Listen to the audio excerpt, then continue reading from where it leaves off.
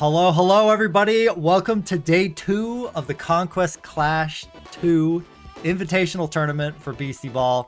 So happy to be here. Scarm, thank you for joining me to watch some awesome Beastieball.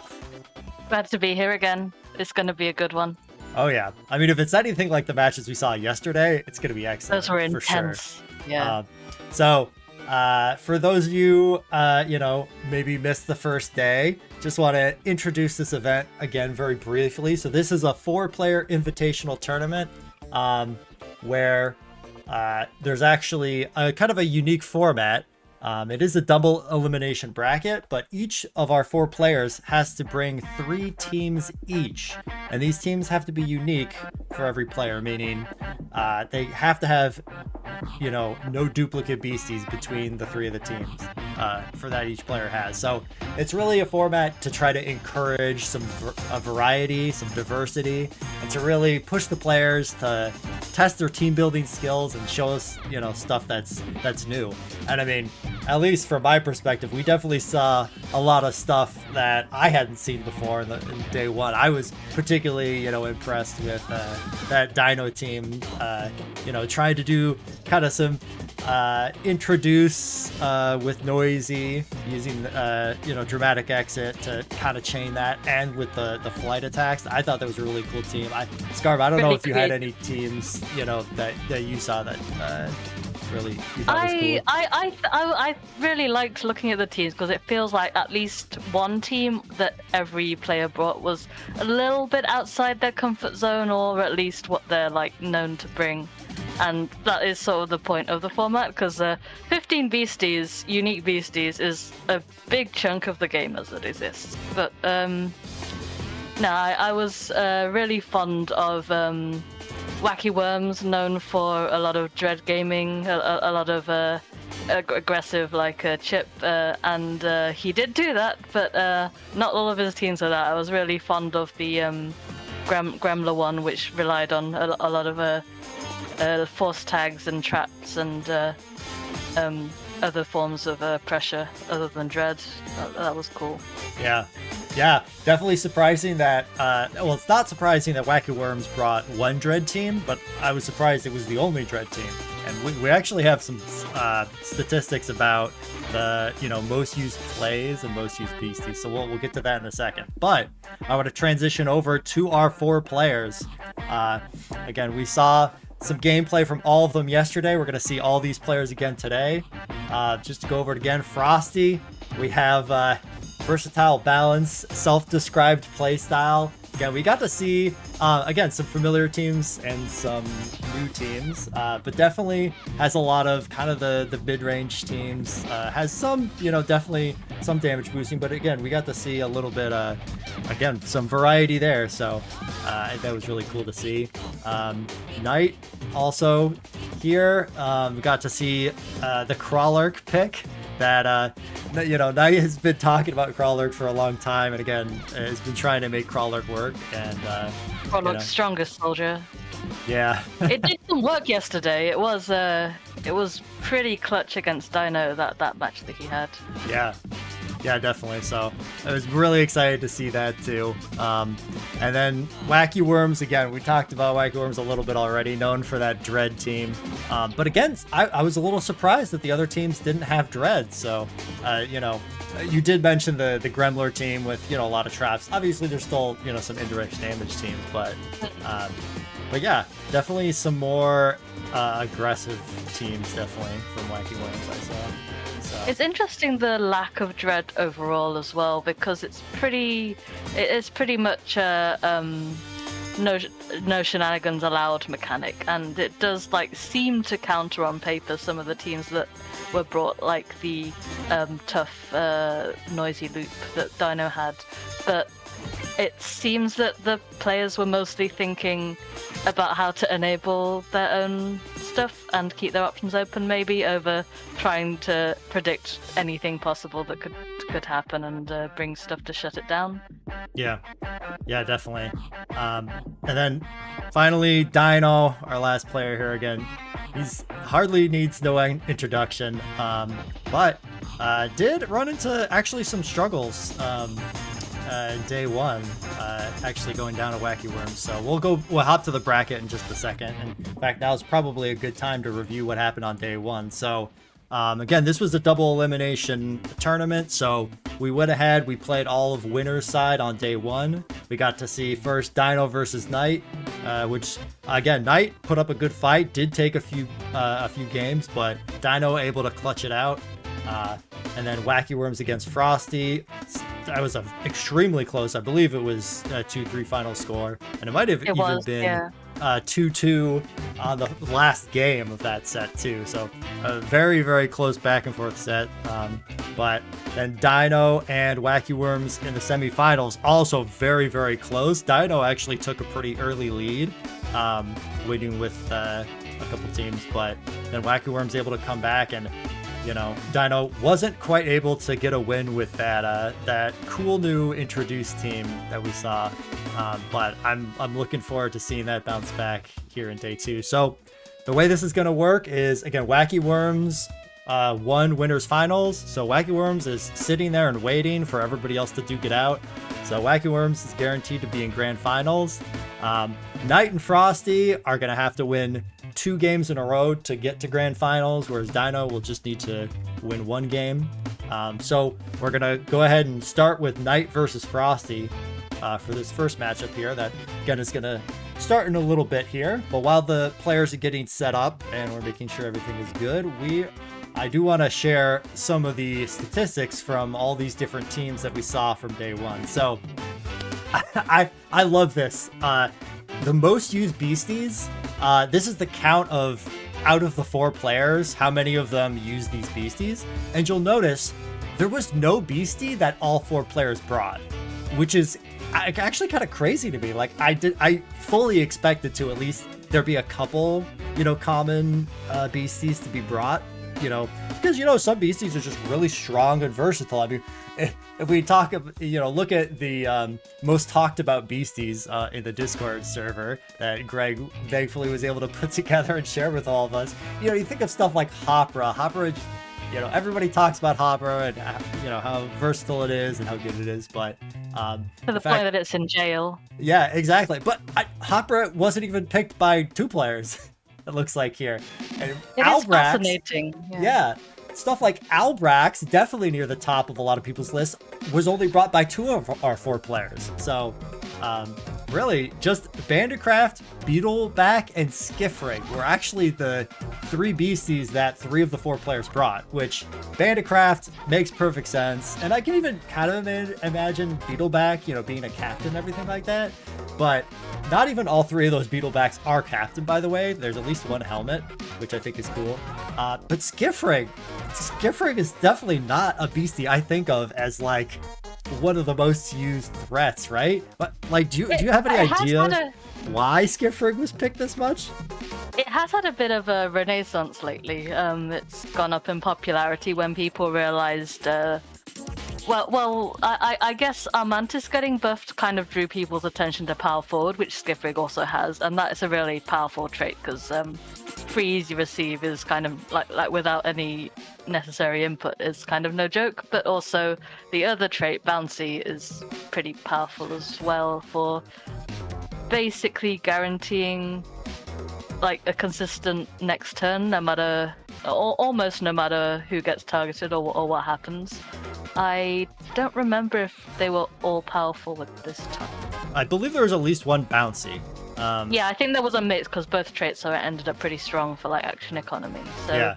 And it's also like pretty bulky beastie, and I guess if they're trying to like fend off, if they're trying to make sure their own shenanigans get pulled off, that you can definitely see the focus on bulk here. I don't think there's anything that's really considered a glass cannon. Yeah.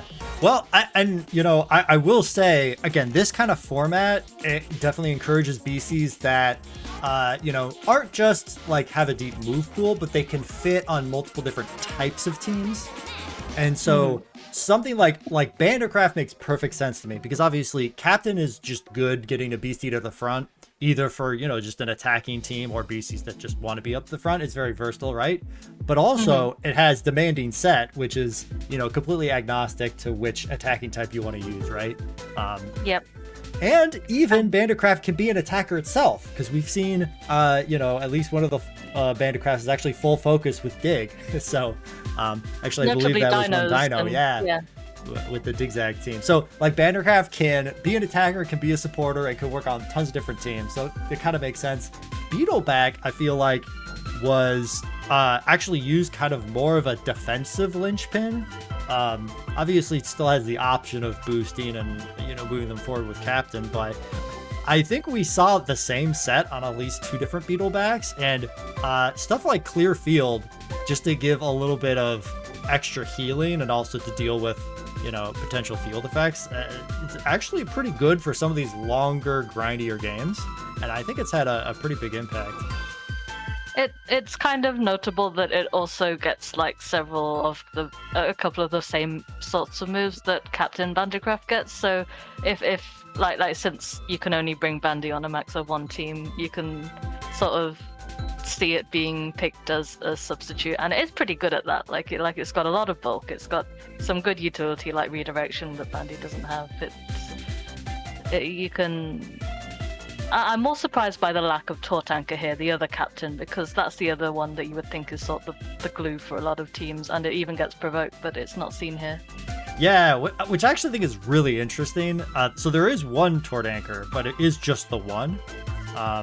So actually seeing more Bandicraft and more Beetleback than Tortanker is really interesting to me. Also because of something else we're going to see. We're going to talk about the most used plays in a second, and Provoke is at the top, which might not be a surprise to some of you more familiar with the competitive scene, because this is actually what we saw in the last Heatwave tournament. But, Provoke just being such a great universal disruption tool, I would have thought Tortanker would be one of the higher choices for a Captain Beastie because it gets Provoke. But if you look at the some of the other beasties on this list, like Skiffrig, there are other sources of Provoke. So it might just turn out that the teams that these players wanted to bring didn't really want Provoke on their kind of boosting enabler beastie. But I really, I could only speculate, right? So, but yeah, and we are kind of holding this game together. But yeah, it's really fascinating, some of the choices here. Yeah, definitely. I'm not going to talk through all the beasties that were just taken twice, but shout out to Shloom. I love to see 2 Shlooms in here. Shloom is a beastie that, is kind of in a weird spot, but it is ridiculously flexible because its move pool is essentially 3 different beasties combined. So, I'm kind of not surprised, but I'm glad that Shloom is getting at least a little bit of love here. So I'm pretty cool. As far as the two picks go, I think Kaleidan is also interesting, kind of the opposite of that scale. It has no stats, but the amount of things you can do with the extra action or just the pressure it puts on your targeting seems to have been appealing to at least a couple of people here. Yeah, definitely. Well, and I think kind of back to the power forward discussion, one of the advantages of power forward or even just bouncy with Skiffrig is it gives it makes a target that your opponent doesn't really want to hit, and Kaleidan kind of fits right into that same category, right? Yeah, absolutely. It really fits into how cerebral things get when you're playing at this top level. It's all about reads and predictions and like limiting options, and it's kind of crazy. Yep.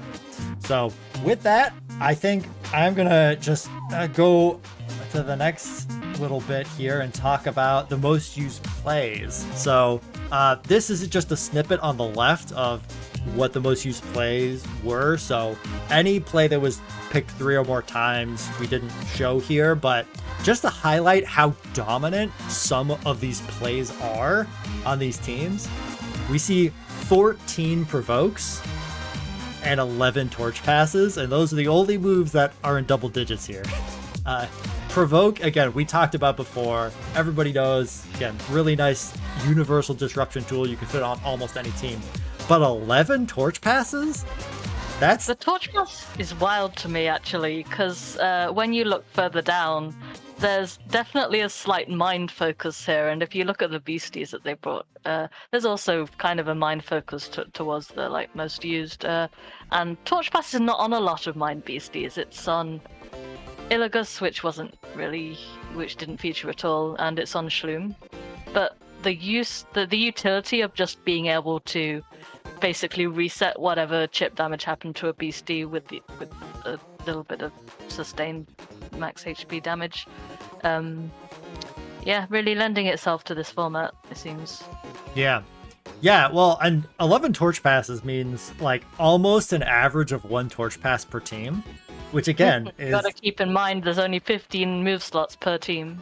Yeah, so I mean, I have to imagine it just means some of the teams actually brought 2 torch passes, which I think we did see, but what that tells me is players were definitely expecting longer games, right? So torch pass is obviously nice for a couple reasons, but one of them is simply to take one of your low stamina beasties that's going to wipe anyways, and you have to tag it out for something else. Torch pass allows you to self-drain the beastie so it'll come back to full later and heal something on the bench. So being able to essentially heal something that's low on the bench back to full, really nice utility. And also, again, gives you essentially an extra beastie for free. So really helps in those longer games, which kind of goes against the next most used play, which is tactical pass. So we kind of have this weird dichotomy of, oh, we have torch pass for like sustain, but then we also have tactical pass for just boosting damage, which I think this is a little bit skewed because I think teams that run tactical pass, a lot of them would like to run multiple tactical pass. So it is 8 of them, but it could only be like 4 teams. I don't remember. It's not that many of the teams. One of Frosty's teams in particular is making up at least a couple of those. Yeah. So, but to your, another thing that we see looking on the right side here is Mind was absolutely the most used attacking type. In fact, it's more than double body and it's more than body and spirit combined. So we have almost 40 mind attacks were brought, whereas less than 20 body and less than 20 spirit attacks were brought. So mind is really known for its utility. And another thing you'll see is spitball on the left side here. There are 6 different spitballs brought. But not only spitball, you have sneak attack, you have twist that we got to see yesterday. There's a lot of really nice utility mind moves that are kind of the go-to choice for a lot of these teams that do indirect damage or just trying to do some other game plan other than just boost and win.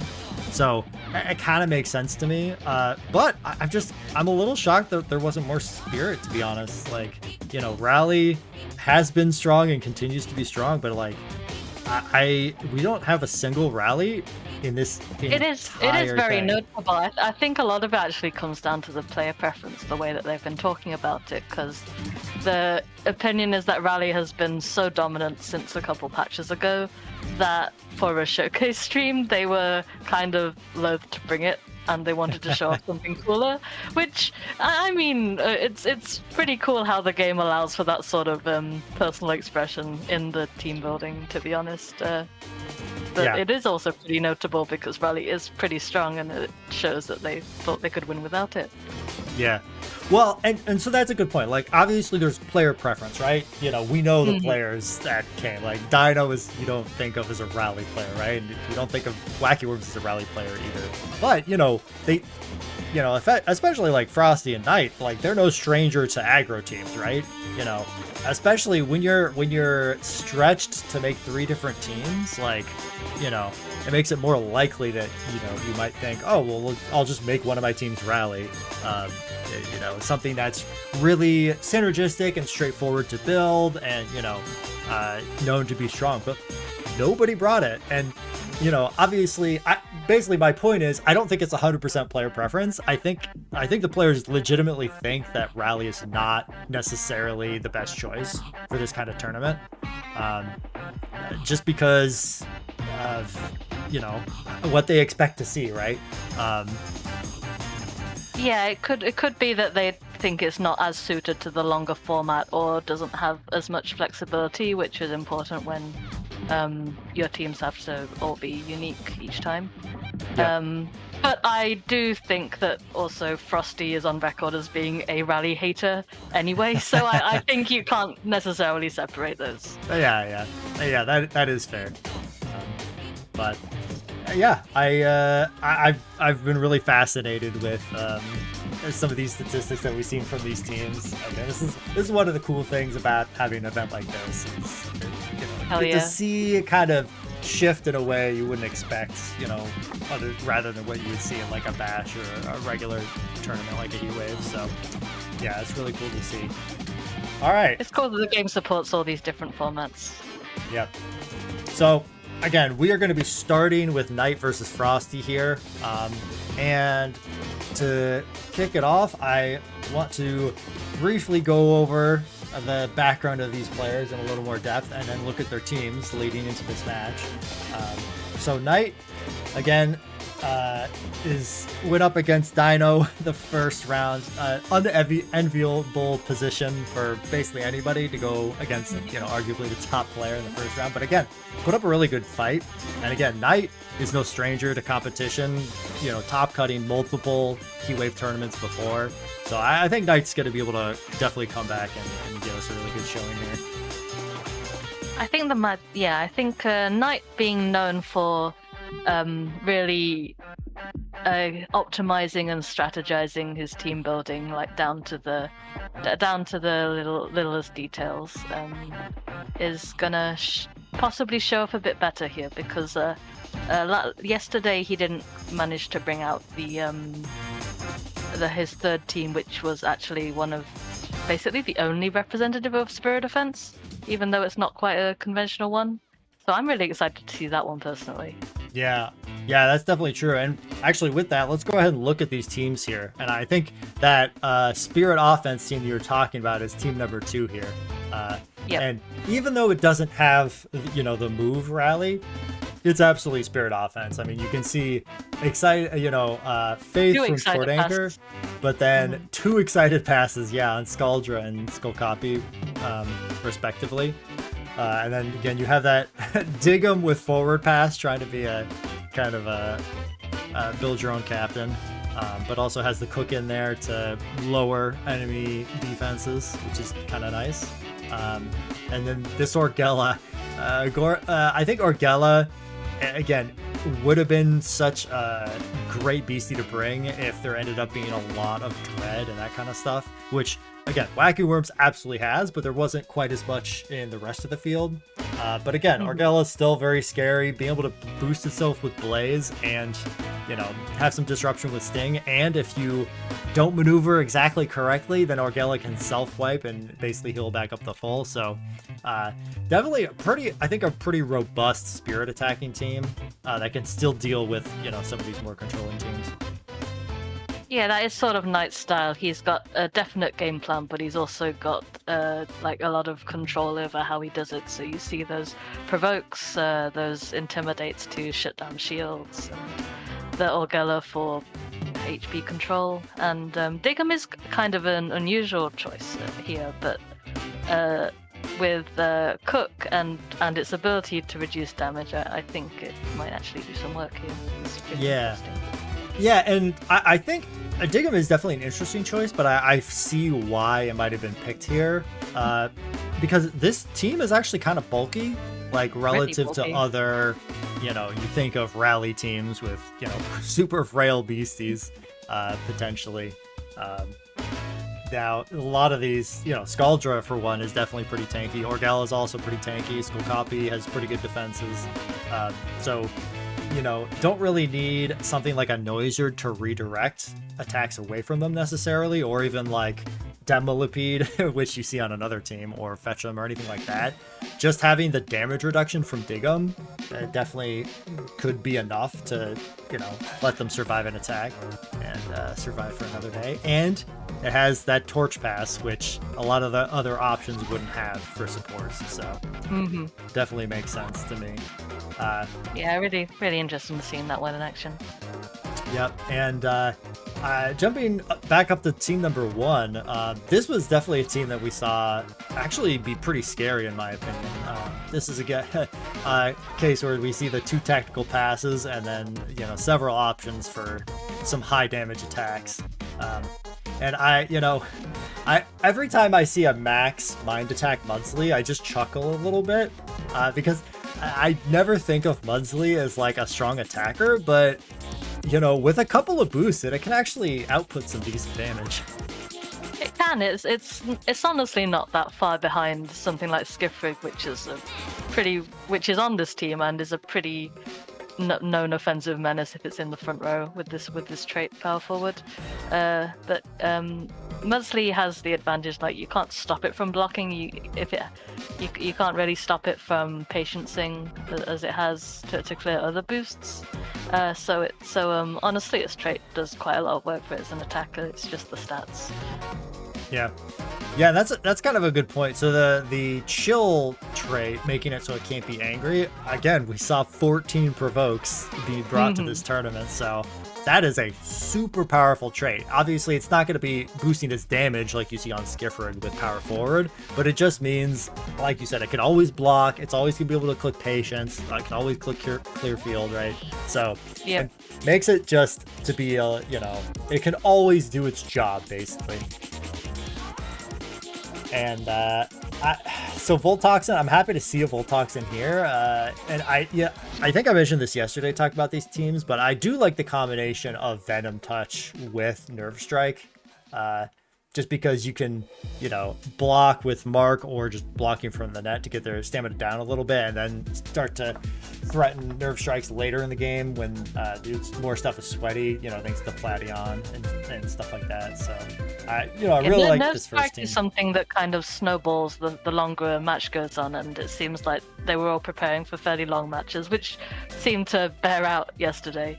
So, Nerve Strike over something like Soul Crusher or another of its strong moves is interesting and probably pretty scary. I expect to see more of that today. Yeah, and since we're running a little short on time here, I'm going to just jump straight into Frosty's intro here. So Frosty, again, had a really close set with Wacky Worms, but unfortunately didn't make it and was brought down to loser's bracket. But again, had some, definitely some really solid teams that basically every game I felt like was winnable, right? Like there was enough tools and, with maybe a few slightly different plays could have completely changed. So I definitely think Frosty's, has the capability to win against any of these other players.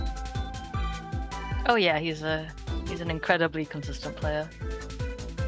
Yeah. And so jumping right into the teams here, we have this classic Trap and Slap team, which is the team number 1 here.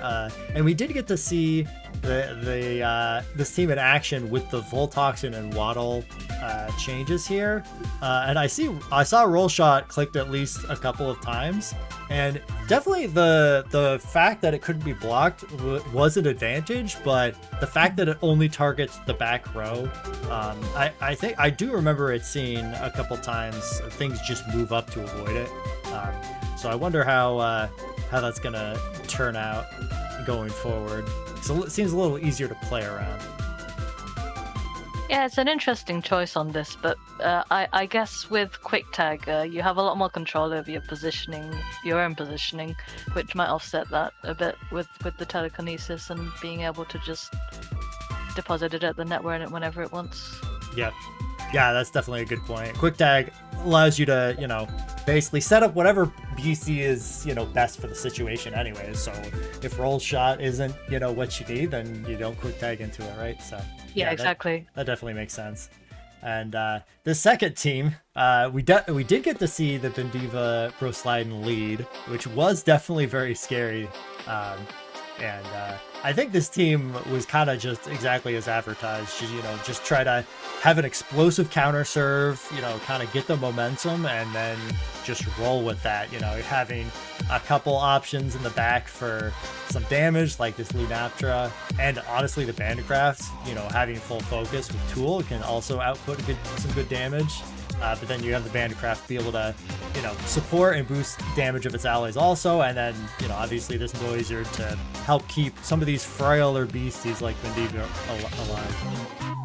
I really love this team because it kind of has a similar structure going on as like Frosty's Quick Trap and Slap that we looked at first. It's got like the really like slightly unconventional looking but really powerful lead, and then you just have you leave the rest of the team to be tech options for whatever situation comes up. And even though it doesn't have the quick tag to just deposit them anywhere, it's still really it's still really notable how it's laid out. Yeah. And really fun to play as well if you try out any of these team codes. Oh yeah, I'm gonna be looking forward to trying these teams out later for sure. But I quickly just go over the last team here. Definitely, this is a team that's full of beasties you don't want to hit, whether it be Armantis with power forward, or Clydarn with the nimble, or Skifric with the bouncy. A lot of nice, you know, again, attackers with Armantis and Skifric, but also that support with Clydarn. Again, really easy to switch something in and kind of get an advantage from it. And then Shloom, again, a great beastie with a very diverse move pool, being able to have both Snipe and Dig and Torch Pass. Again, Dig making it also kind of a beastie you don't want to hit. And then there's the Helmet Beetleback that we mentioned before that actually has no attacks, which is kind of surprising, but the updraft is a really cool choice. So we saw some great games with it yesterday, and I definitely expect to see some great games with it today also. Yep. And with that, we are going to be heading into our first match of Knight versus Frosty. I'm going to go ahead and hop over to the player stream. It looks like Knight is streaming. All right, we're going to go ahead and get this set up here. We're going to make sure we can get that captured, and then we will make sure that the players are good to go. So what do you expect to see? Well, I mean, the simple answer is, who do you expect has the edge in this matchup? It's really hard to say. These are both like really experienced players, and it's kind of funny that they kind of have similar approaches to team building from what they've commented on. They both like take it really seriously to optimize and refine a particular team until it's kind of unbreakable, kind of has an answer for everything. But Knight has the air of being more reserved about it, and Frosty has noted a tendency to sometimes just YOLO, and maybe that will be an advantage, maybe not. Yeah, and we will see as we jump into the first match here. So we get to see, this spirit attacking team that we did not get to see yesterday. We get to see that now, so I'm excited to see that. But then we have this team 2 from Frosty with some of these frail but very offensive attackers here. Yeah, you see one of the like, not really gimmicks, but strong points of the Bendiva Bro slide and lead right away. They're both technically spirit weak, but Majesty really patches up their defenses to make them pretty all-round durable, at least for the first couple turns. Yeah, absolutely. So it looks like we're already seeing this stack up from this Skull Copy, Classic which again, normally that'd be a bad thing, but with its trait Stealthy, it will automatically move to cover that lane. So this is a strat we've seen both from Knight and from Dino using Skull Copy, and has usually been pretty effective. And it looks like it was actually a double provoke free ball, just to try to shut down some of the options here. That is very powerful on this lead as well, because obviously Burst Island's trait means free ball is not free. It's a pretty chunky body attack, and Skorkapi is weak to that. I imagine he kind of wants to get it off the field as soon as possible. Yeah, absolutely. And again, I definitely imagine this is going to be more of a high octane match than maybe some other ones we'll see later. He's on both offense teams, so yeah.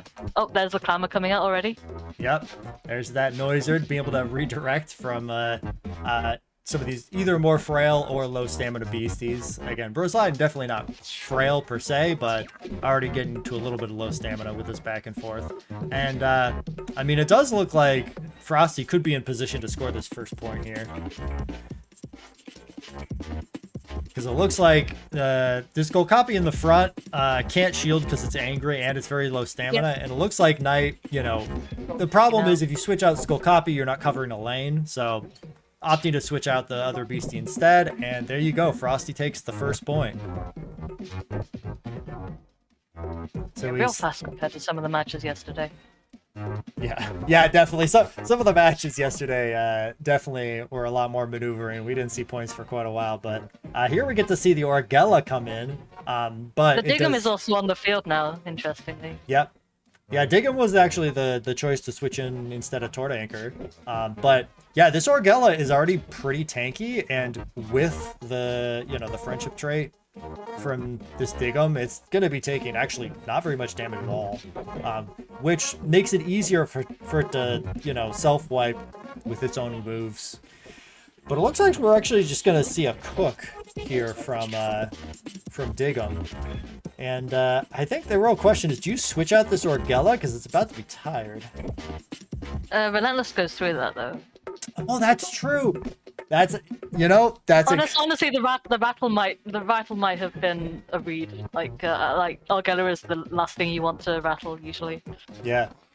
Yeah, that's another reason why Orgella is, such a great choice against so many disruption options. Yeah, so normally you would have to switch out, but in this case you can stay in, you get to keep your blaze boost, and it looks like actually not switching Diggum back in. Yeah, not keeping Diggum in, trying to switch the Tort Anchor back in. Because it's tired, so it can attack, but it can't boost itself anymore, so that Faith might come in useful. Yeah. Actually, yeah, so that's a good point. So it can still attack, but it cannot use its support or defense moves here. Yeah, it loses a lot of its ability to control its HP now for a couple turns. Yeah, and actually, that was a nice switch in. This Bandicraft does have full focus activated now. So it does have the option of either... actually, both beasties could attack from the net because there's both demanding set and quick set. So if both were used, then both beasties could be at the net. So this is the potential for a lot of damage here.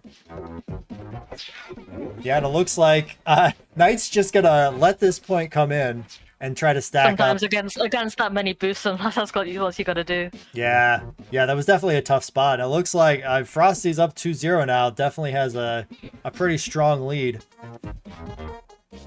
But the good news here is I think there's going to be a point back, because this cut shot from Skull Copy, both of Frosty's beasties are pretty low, so I don't think either of them can run up. So I guess this Noizard the Noizard probably would come in if it wants to do that, but looks like it's just going to be sacrificing. Yep. So, Frosty, giving up a point there, but I think that's a good, calculated risk. Yeah, even after giving up the point, Knight's Spore state isn't perfect because that Tort Anchor is about to melt pretty soon. Yeah, definitely, and it's sweaty, so even if you don't hit it, it will eventually just drain anyways. But it does trap, so if it goes away, it's not coming back. Yeah. Well, I guess the good news though is this Bandicraft is angry, so it's not gonna be able to boost this Lunaptra. And it looks like Diggum's going to be the switch-in choice, which makes sense. It should allow Skull Copy to survive. Yep. Yeah. So it can, with forward pass, it can still get to the front to attack. Yeah, that's a good point. Yeah, so I'm wondering if, because with shield, this Skull Copy could stick around for quite a while and be pretty annoying, I think. So I wonder if we're going to see a switch into Bendiva or something like that. So the problem with only having Cut Shot as your attack for Skull Copy is you're only threatening the front row, so the opponent knows exactly what's going to get hit. And this Lunaptor should be able to survive. It's actually the Noizard. Interesting. Yeah, so that is an interesting choice. Actually, this Noizard probably does have Provoke. Yeah, it does have Provoke. So it does still cover this option of Shield. So this essentially makes it a 50-50 for game. So depending on what Frosty does, Frosty could, will almost certainly Provoke. So it's a matter of, where the attack is going. And that's good read. Yeah, it was Knight finding the out there to make sure that he stays in the game here. But again, this is still going to be kind of an awkward not a great spot. Yeah. So the good news is Knight could move first or do it this way. You know, just making sure the beasties are in 2 different rows there. So this way you can switch out. But I don't know. Does the Dig'em survive here? I don't think it does. No, it doesn't. Yeah, and unfortunately there's no redirection or any way to get out of that. So weird, actually. Yeah, so this, assuming Frosty does attack this Dig'em, this might be it. So obviously you can switch out Dig'em for Scaldra, but that kind of only delays the inevitable. Yeah, so wouldn't be able to do anything here. Yeah, Frosty is definitely in a dominant position. And it looks like we do see that spike into that Dig'em, and Frosty does take game number 1. So per the format rules, we will not see that team again from Frosty this match. So Frosty down to the other 2 teams has to win with the 2 other teams to be able to win this match. And it looks like Knight choosing to just stick with his guns, go with the Spirit team again. Maybe wasn't expecting that team. Oh, yep. And here's the, you know, kind of the signature team from Frosty. I'm curious to see what's going to happen. Intimidate is a good choice against this sort of launch lead because he knew that launch was coming. Yep. It makes it a little bit riskier to hang around in that front row after you've been shifted there, which otherwise is like a really good serve because it usually opens up your options. Yeah, and look at those damage numbers there. In this case, yeah, the damage numbers are wild. Yeah, it even does 100 damage, even if it moves backward or stacks up. Obviously, there is the option for a switch. There's no Albrax trapping it in. But you kind of, you know, for this team, you kind of want to have, you know, Shark in there to threaten. But I do think, oh, actually... Oh, we went for the Cyclone. Yeah, an interesting choice. I guess not thinking about the fact that Provoke was an option, or maybe just thought Knight was gonna, you know, pick something different. Once again, Provoke holding up this entire game. Oh yeah, Provoke is again super useful. Again, it limits all the options your opponent can do, both on offense and defense. And we see the corner shot serve, which I actually like quite a bit. Obviously, you know, as an offensive team, right away. Yeah. Yeah. But it does mean not targeting the blitz width, which lets it do some shenanigans. Yep. Yeah. So actually, that's a good point. So corner shot, obviously great for giving Sweaty on a serve, because that's a great way of doing damage even if you don't have a high attack stat. But you can't choose what you target, and actually, the Skull Copy was a good tag in there. Yeah, the Skull Copy is a fantastic way to cover that front row attack, and honestly, I think that's a huge turn for Knight because you take minimal damage, and now you're in a spot where you can do a lot of damage back. Yeah, Skull Copy's offenses aren't that much on paper, but the consistency with which it can get hit in situations like this where no one else is safe, and just double boost or interesting, not going for the double boost. Yeah, we actually see. Yeah, we see the Provoke being picked over. You know, just getting a double boost. Avoiding the block too, so no double Provoke coming back. Yeah, and this is not a quick tag waddle, so. It's just gonna be, I mean, we could see like a quick set or something like that, but Skull Copy has pretty high mind defense. It does, yeah. So even being at the front row and jazzed, it should be able to take this hit relatively comfortably, and then set up for maybe a cut shot next turn. Oh, and we see the freeze ray come out. It still does 73 damage. Oh, nervous. So, yeah. So nervous, I believe you can still cut shot when you're nervous. I believe you just won't move. You can cut shot. The thing is, I think, is it gonna last until the defense? I don't think so, actually. No, the nervous will go away before defense. He doesn't want to be nervous, but on at this point, it's okay. But to your point, Skull Copy is going to be trapped in from Albrax, and actually Albrax is not going to be angry next turn. So Albrax will be able to provoke That's true, here. yeah. So this should... Yeah, so this is... Yeah, this should be a point again. for Frosty here. Being able to strike back. Let's see if Frosty sees it. But, so the other option was like, you can move Tort Anchor up to try to move the tractor beam away. But then Tort Anchor, honestly, might just get, you know, one shot at that point also, so... Yeah, and then you're not using that turn to tag out still, because you only get the one defense action, so... Yeah, so I think giving up Skull Copy here would be fine, and actually, that's not even what happens.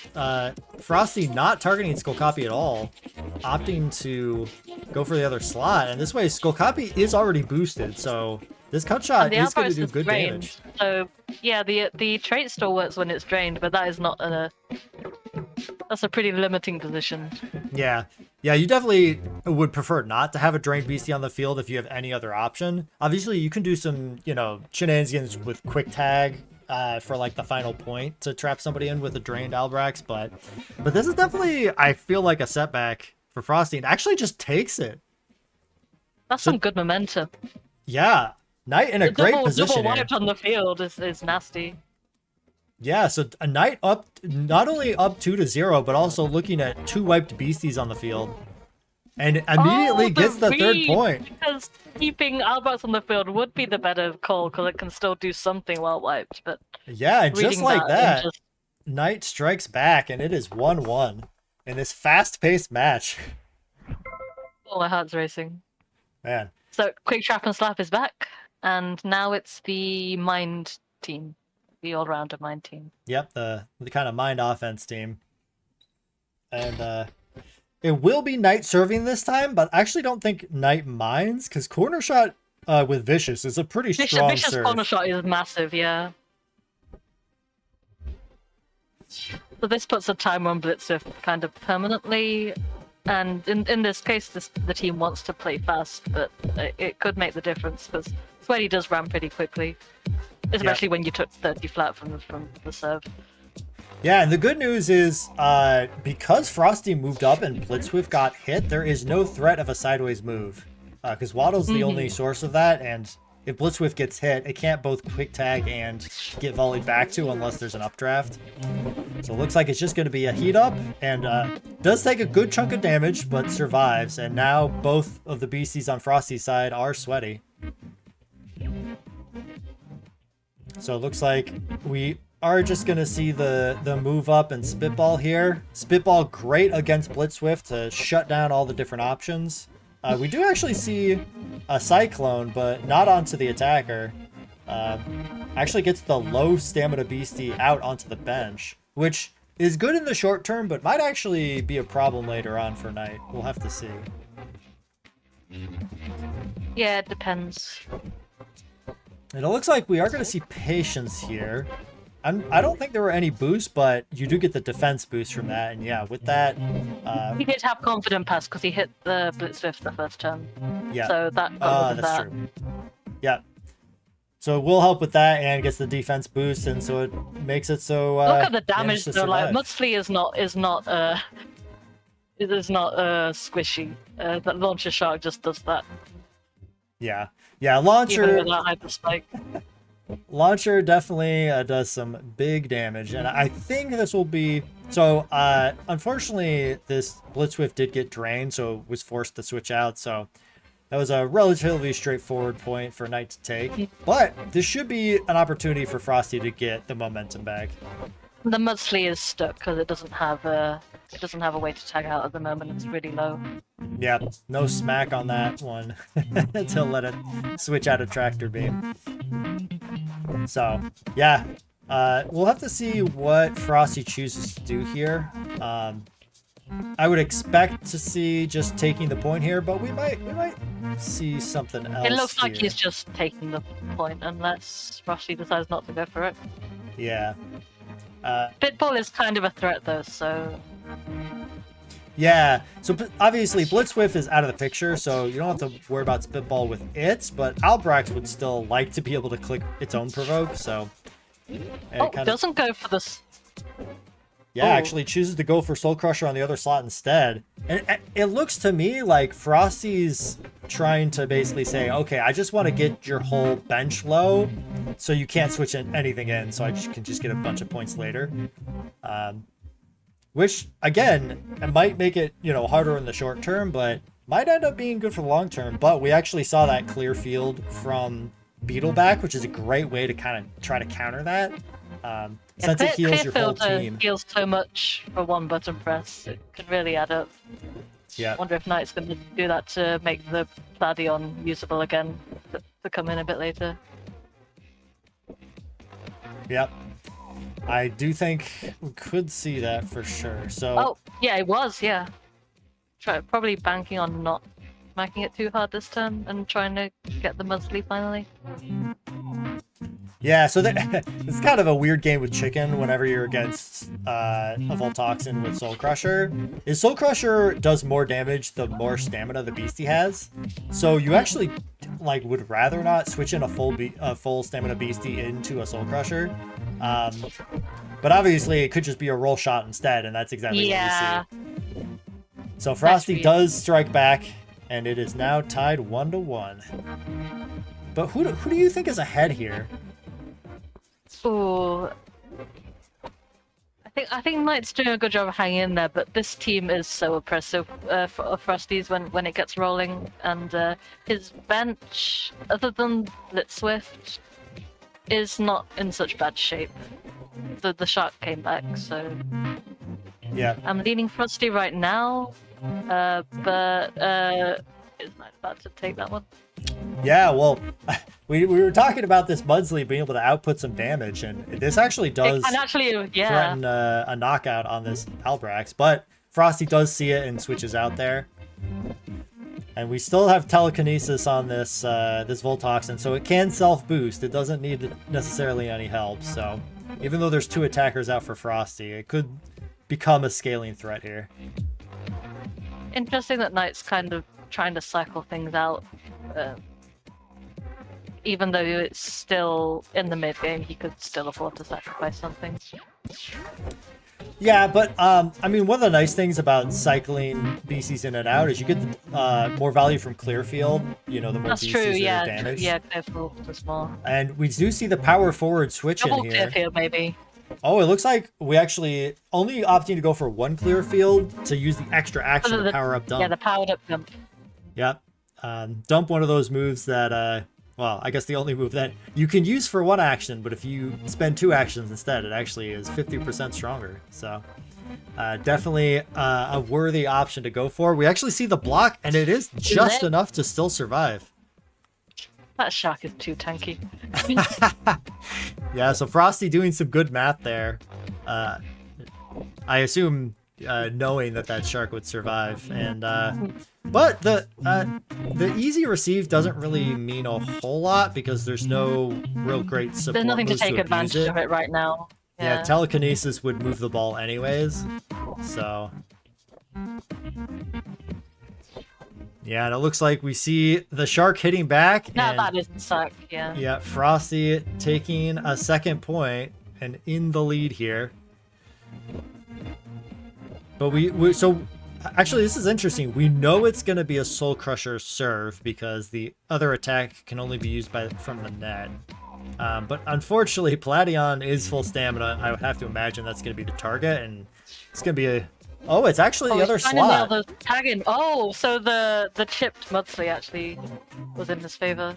Yeah, so I think Knight was thinking that could be happening, and choosing to swap in a beastie that already took some damage, which I think is a good play. If Knight's gonna come back, Knight definitely needs some steady on the Voltoxin to make sure that can't stay in there indefinitely either. So yeah, and I like this this option to go for this vicious corner shot, just get this Voltoxin sweaty. I know the Voltoxin is already somewhat low stamina, but the 30 damage plus the sweaty means, no matter what happens, it is gonna get knocked out in a couple turns here. Mm-hmm. So I also like the fact... Frosty doesn't need that many turns to win necessarily if he plays his cards right. Yeah. Yeah, we do see the Blitzwolf did recover here. So we could see switch here. Okay, Here comes so the Waddle. we do see this Waddle clear field. So, but Oh, that just means it's opted going to to be a heal. free ball.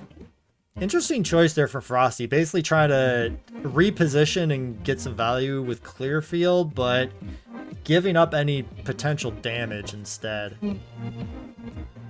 So this definitely gives Knight an opportunity to potentially output some pretty big damage here. So we do see the nerve strike option, but it looks like it's actually just going to be a corner shot option instead. And Frosty expecting the attack, probably expecting the nerve strike stacking up, but it was actually corner shot, so Full Toxin still gets hit in the back. Notably, it can't roll shot now because Waddle's in the way. Yeah, that's a good point. It's funny because if Waddle is the one who got hit, Voltoxin could move first and then there could be a quick set, but in this case, there is not going to be a roll shot. And in fact, that means there's basically no threat of a knockout this turn. So I think Knight has actually found a really comfortable position here. So, you know, one of the ways to kind of come back in a game like this is to really try to limit your opponent's options and start to try to get really favorable trades. And I feel like the last two turns we've seen that. I mean, previous turn was a free ball. This was a careful shot for like 14 damage. And Knight definitely striking back with, you know, more sweaty, just more raw damage, and it's definitely going to be a big threat. Checking the previews on that nerve strike, which is going to do quite a lot to most of Frosty's team now. Yeah. Oh, but goes for corner shot instead. Yeah, to make sure, I guess. Oh! That was interesting. Interesting choice, trying to go for a block. So now something has to tag in because that would be match point. Yep. So that is 2-2 now. Knight striking back, and this is going to be a game point here coming up. So we do see the Albrecht switch back in, but I guess it wasn't full stamina already to begin sweaty with. and heavily chipped, yeah. Yeah. But critically, this Albrecht did trap in this Plation that's at 4 stacks of sweaty. So Knight is definitely in threat here also. Yeah. And the good news is there's no quick set, and I don't know if Albrecht's attack is enough to knock out Plation. My guess is no. But Knight probably is going to want to move Voltoxin up after this, just to get this Tractor Beam off of Plation. Oh, and we see the Freeze Ray. The Freeze Ray actually going to be preventing Voltoxin from moving up. Yeah, so this Net Rush does nothing. Oh, that's not a very good position for Knight. So I feel like the Freeze Ray into the other slot is trying to keep this, the Tractor Beam on Plation, because normally you can, move up the partner Beastie to redirect Tractor Beam, but in this case that can't happen. But the thing is, we could still see Nerve Strike, but we don't see the Nerve Strike. We see the corner shot because Nerve Strike. Oh, because of the shield. Oh, the drain! He went for the drain. Okay.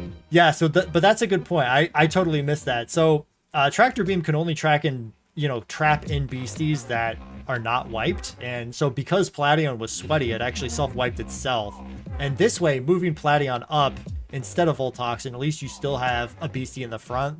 So this careful shot from Frosty doesn't immediately win. So really good. That was a really good play from Knight. Huge brain. Yeah, the self drain was kind of the only way he was getting out of that. Yeah, and again, now the Albrecht is angry and can't do really anything to stop that skipper coming in. Yep. And now, all of a sudden, Knight has 2 pretty strong attackers here. And quite frankly, this Voltoxin with Nerve Strike hits everything for double damage now. Because everything has a bad feeling. So it could either be a 2-action dump from Skiffrig, or it could be a hugely powerful Nerve Strike. I think it doesn't kill the Waddle if it blocks. Yeah. So, well, this is a 50-50 because basically, is it going to be a switch out or is it going to be a block? Because if Waddle does not block it, it does go down. But if it does block, okay. So actually switching out the other slot. Interesting. But maybe that was just to get some more damage pressure on the board, because Waddle, yes, it could have survived with a block, but it wouldn't be able to do much damage back. But this Shark can absolutely threaten big damage.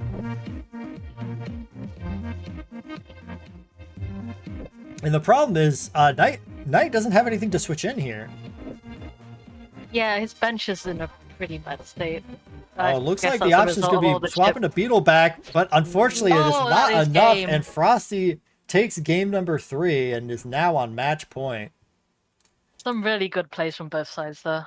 Yeah, definitely. And that game really went down to the wire. Like, I was not sure who was going to win that until like the very end. I was definitely very back and forth. So we now have to see Frosty's Mind Team, the one where you look at it and think, I don't want to hit any of these things. Yep. Yep, the one we were seeing before with the Clydarn and the Power Forward Armantis. Switching to his last team as well, so it's going to be Mind versus Mind. Yep. And we get to see this Goofster come in here. I like seeing Goofster out here on teams. But more so, we're going to get to see if this Crawlurk can finally pull its weight in a tournament. Let's see. So the Intimidate counter-serve, honestly, like mentioned before, when you basically have to lead with Launch or Sneak, Intimidate is pretty scary, honestly. Yep. Yeah, so again, there's no, he's in a good position. Yeah, there's no, like, Albrechts to trap it in or anything, but again, it does force a switch out, so it's still definitely useful as a counter-serve here. That and the fact that Crawlurk's trait, Hunter, does punish switch-ins. You get 50% more damage, so definitely a very powerful trait to go with Intimidate here. So we're still debating between Provoke and moving up, which... Oh, Provoking the Clydarn. Yeah, it kind of makes sense, right? Because you don't expect our Mantis to stay in, although it did stay in, actually. It did stay in, actually. It's pretty low, but Power Forward is threatening a lot of damage now. Yeah, but, I mean, the good news, though, is there's really no way to use the easy receive. It's really just the jazzed boost. There's not going to be any tactical pass because of the Provoke, so... I kind of like this option from Knight of provoking and then, doing this attack here. I was kind of expecting to switch, but... It is the safe option. I guess Provoke is often the safe option. Yeah. Yeah, and looks like Knight was trying to cover the slice option from this Clydarn, because even though Clydarn was angry and couldn't use his support moves, it still could have used slice, so Knight trying to cover for that, but ends up...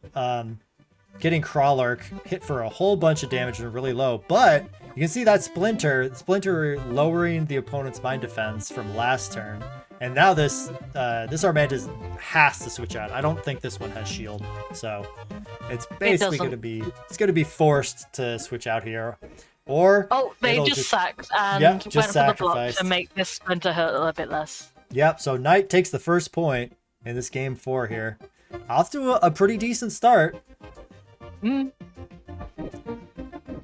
I do think this Clydarn is kind of going to be a thorn in Knight's side here, though. Just, again, the great thing about Demolipede having Watchtower to draw attacks from Crawlurk, kind of gets taken apart by front row moves, forcing your beasties to get split up. And there's no clamor or anything like that to stop this slice. And that's exactly what we see from Frosty. Yep. Frosty taking a quick counterpoint here. So, Knight, taking a bit of a risk, trying to switch out and rotate into something else. And it looks like we're going to have a classic combo of Illigus with Bandicraft. We did see yesterday the Crawlurk was doing a whole bunch of work but got chipped down, and I imagine that torch pass instead of like the standard shield is going to be relevant pretty soon. I think that's why. Yeah, definitely makes a lot of sense, and we see the tactical pass captain plus dump here going to be able to do a pretty solid damage, but this Clydarn will be able to survive, and it does get this bonus action, so we could see double tactical pass zigzag, which for those of you who know, that's a lot of damage. That's a lot of damage. Yeah, the good news is Iligas does have very high mine defense. In fact, both of these beasties on the field have very high mine defense. Maybe this is what Knight was thinking before rotating them both in. Is this is just a good matchup into all Frosty's team? I mean, nothing on Knight's team really has bad mine defense except Crawlurk, so that is really the weak point here. So I think he especially doesn't want it to get chipped down permanently. Yeah, and there we see the double tactical pass zigzag with the block. It still takes 70 damage. But the good news is that's an easy receive. So we are going to see most likely some traps start to get laid down here, which I think could be very valuable going forward this game. And then could either go for a dump, obviously, but might actually just choose to go for sneak attack instead to get the second layer of traps down. But it looks like no. The choice is to actually go with the 2-action dump, and unfortunately, the 2-action dump. Yeah, we see the Cyclone come out, remove those boosts from Iligas and the front row bonus, and actually surviving. I think that's a huge deal and a huge win from Frosty.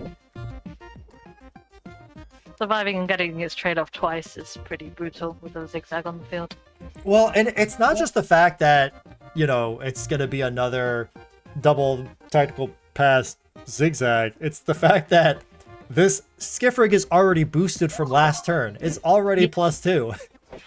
He's just sucking to get rid of that. Yeah. And hoping it. Yep. So he just a sidestep. Yep. So Frosty does take the second point. Yeah, that put Frosty in a good spot there. Yeah, but I totally understand. Like, I think that probably was a good play from Knight given that position because, you know, one of the ways to clear boost from your opponent is just let them score, and it's much better to let them score and not have a beastie wiped. I think the torch free. pass is probably coming up. Yeah, I have to imagine that. Or threatening it because Provoker's still on the field. Yeah, that's a real downside. But so there could be a guaranteed point here because I don't think either beastie survives this, and I don't think there's a way to redirect. So no redirection on these teams. Yeah, so I believe we're going to be having a 2-2 score here in just a moment. The question is, do you sacrifice Clydarn, or actually it was just an option of cycloning. It does prevent the torch pass, but I think that's okay. Knight still has that Goofster at full stamina on the bench. I feel like that's actually okay for Knight. In fact, getting, you know, I don't think it's a huge deal here. And leaving that Clydarn really low, you know, it has to switch out, and, you know, now the Skiffrig is really low too. Great. Knight does have 2 supports on the field now, though, so... Well, does this Bandicraft, is this I guess this is a captain one. I don't know if it has an attack. It has Minefield, right? So, yeah, it's only got Minefield. Okay, so not a high damage Bandicraft that we've seen some other times. So I think Cyclone, that was a pretty good Cyclone, honestly. Yeah, so Knight will have to use this turn to swap out. Thankfully this is you know, there's no front row pressure, so Knight just doesn't have to move up. So we are going to get to see this Goofster. Oh, and it's actually, I guess it was a move up and then provoke, which is why we saw the free ball there. But yeah, this does give the opportunity to Knight to potentially have some big damage going out.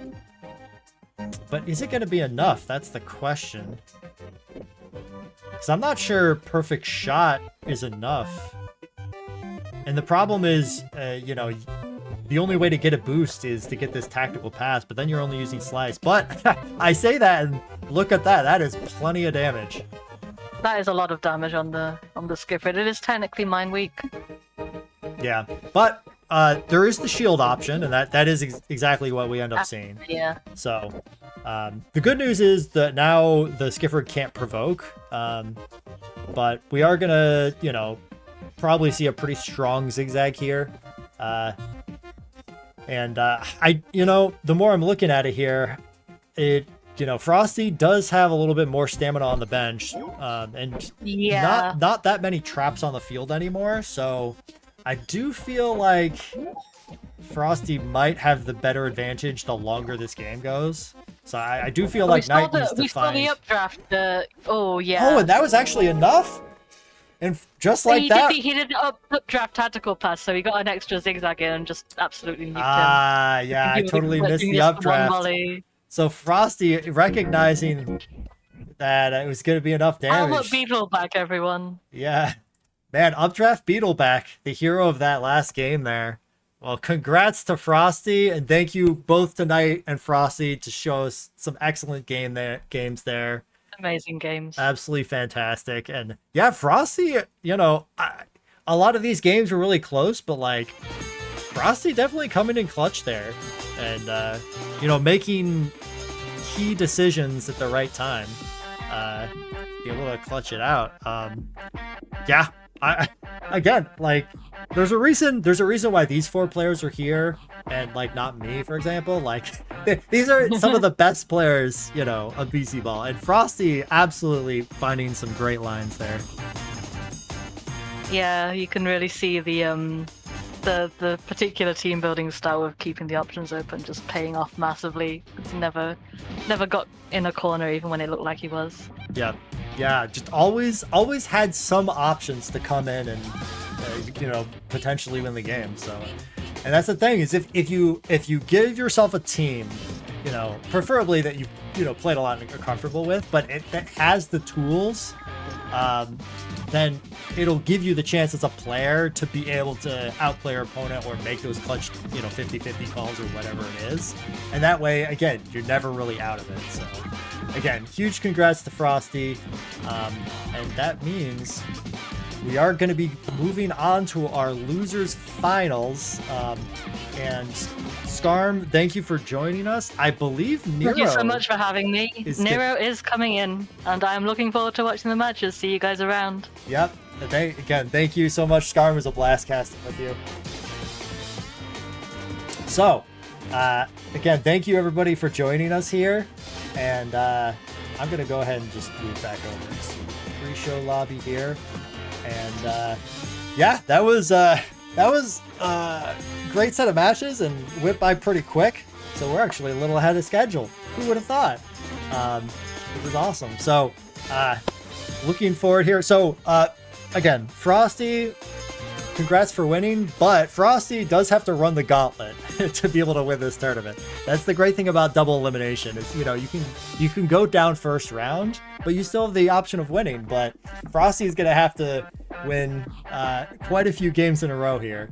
And the first obstacle is going up against Dino, the winner of the last Conquest Clash and winner of the most recent Heatwave tournament. So it's definitely going to be a big obstacle. So you know, I'm looking forward to see this matchup here. So thankfully, this is not a repeat matchup. This is going to be a brand new matchup that we're seeing. We have not seen Dino go against Frosty yet, so I am definitely looking forward to it. So just to go back, obviously we saw Frosty's teams in action there, but I do want to revisit Dino here. So like I mentioned, Dino hardly needs any introduction. Again, Dino considered one of the best players, if not the best player right now. Winner of the last Conquest Clash, winner of the most recent Heatwave. Generally just a great player and also a great team builder.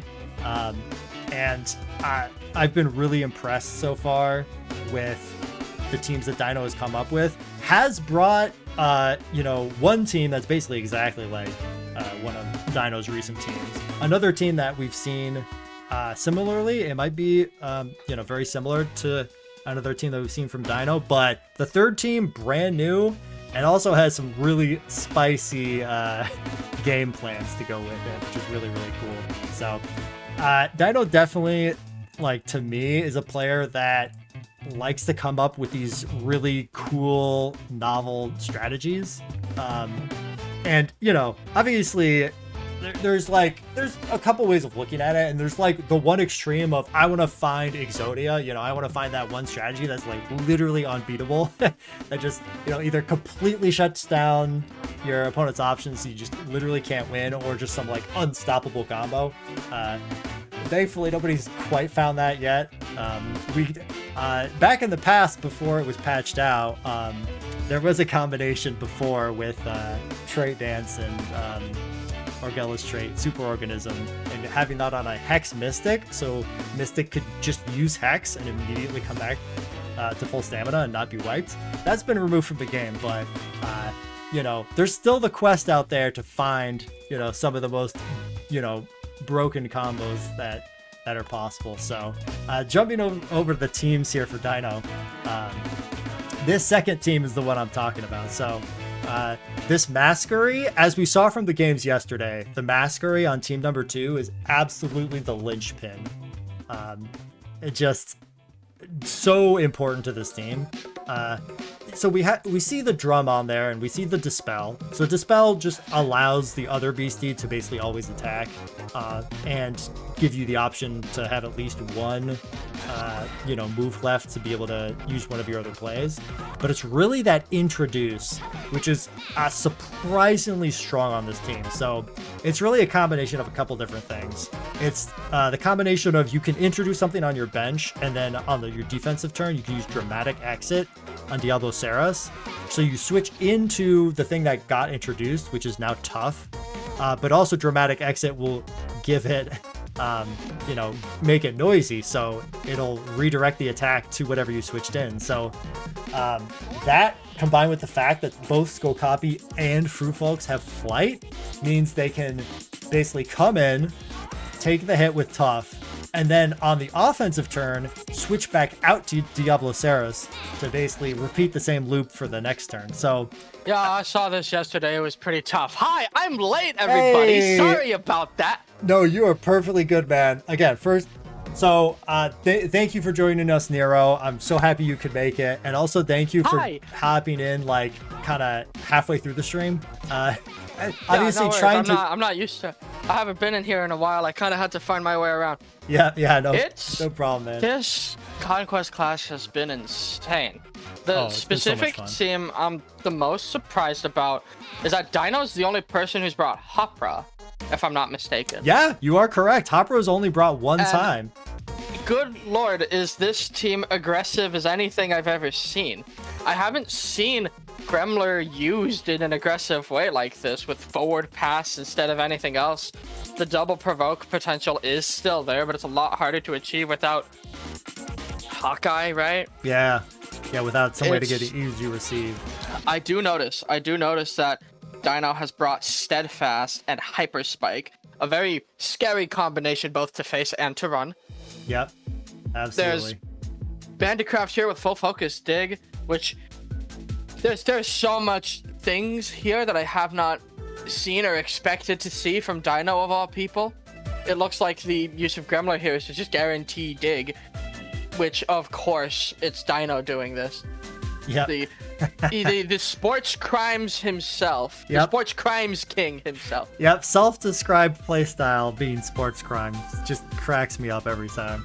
It's fantastic. But that's the sort of thing that Dino looks for, right? You know, anytime you can do, you know, kind of a sneaky or powerful strategy, like, again, this introduce a noisy loop, like, you know, we'll absolutely test those boundaries, right?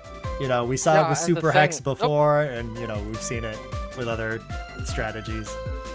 Yeah, it's the impression that a lot of Dino's teams give off, too, is that a lot of these rely on, like, specifically the second and the third team rely on a sort of, what's it called? A flow chart, right? But there's so many ways to break those kinds of options in Beastieball that in order to get a team like this off the ground, working and running, you need to be you need to be in tune with what your opponent is doing. And I know I can't do it. So Dino's ability to consistently call people out and make those heavy reads with such a, on the face of it, simplistic team. I was watching games yesterday on the Conquest Clash stream, and the second team against Dread, right? Even if Wacky Worms ended up coming out on top, it was still a very close game, and it was synergies I didn't even realize existed on this team on the face of it. Yeah, absolutely. And I feel like that's one of the strengths of Dino's teams is it's not just trying to go for the combo, right? It's making a robust team that even if you have tools to stop it, it can still work, right? Like there is clearly a combo here that is being fished for, and that if you don't have an answer for, you immediately lose. But even if you do have an answer for it, you have to play the rest of the game. Yeah. And the team's just competent outside of that, which is crazy because there's 9 attacks here split across 4 beasties. That's ballistic. Yeah. Again, this might be the first and last time I'm ever going to see a triple attack skill copy. I mean, flight, twist, and cut shot? Like, I've noticed this Conquest Clash a disturbing lack of people using shield on skull copy. I am here for it. Yeah, that is really funny. But yeah, it's interesting By to people, see. I mean Dino. I should point that out. Well, yeah, because I think at least one of the other skull copies does have shield. Pretty sure Knights has. had it, yeah. So, but it is interesting to see like the difference and similarities between that team number 2 that we're talking about and then the first team. Whereas the first team, like it on face value, it kind of just looks like a good stuff, strong attacker team with just a couple of disruption supports. But again, there's a lot of, I would say, smaller combos and synergy that really make this team super threatening. And a lot of that revolves around Mystic. It's the combination of you can Heat Wave for Dugout Grit. You can have the Hex combo with Albrax trapping in whatever gets hexed. Just have so many good options to go with your other attackers there. So, and something I know I missed out on the Castelli game yesterday, which makes me contractually a fake fan. Yeah. But what I've also noticed just looking at it is that Dino gets to run overwork Castelli here, get that consistent higher damage, even without anything else to boost it because of the 2 torch passes on the team. Lunoptra and Castelli just naturally work well together, especially with Survivor. Tractor Beam helps literally everything here, even Mystic somehow.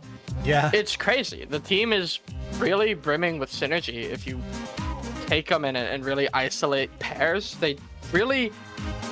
none of these beasties mind being on the field with any other beastie on this team. And that's really difficult to do. And it really showcases that reputation that Dino has as a team builder as much as a player. Yeah. Yeah, I don't know. Dino always impresses me. Dino's scary, man. Yeah. I don't want to play against that guy. Yeah, definitely. Speaking who he's playing against this guy. Yeah. So let's talk about that for a second. So I'm just gonna go out and say it. I think a lot of people think Dino is the favorite, myself included. I don't know how many times Dino and Frosty have played each other. I feel like Frosty has beaten Dino once. I feel like that's one of the. I feel like I remember that being one of the big turnarounds, in one of the heat waves that Frosty. Yeah, the one Wacky Worms won. Speaking of, my goat, win this thing for me. Okay. All right. Yeah, that's I think it was Heat Wave number 2 that Frosty actually did win against Dino. So, Frosty has absolutely proved, can win against anybody, right? Oh yeah, it's never, you can never count this person out. Yeah. That's why I forgot your pronouns. Yeah, no, that's totally fine. So I think we are good to go, and I believe Dino is the person we will be watching here. So let me just hop into that voice channel and check it out. All right, and let me just go ahead and get this popped out here, and then we can get going. I will go ahead and tell the players you can start whenever. It looks like they're still setting up the lobby. So that's fine if they take a minute. That'll give me a second to recapture everything, as I always have to do, and then we can get into things. So I'm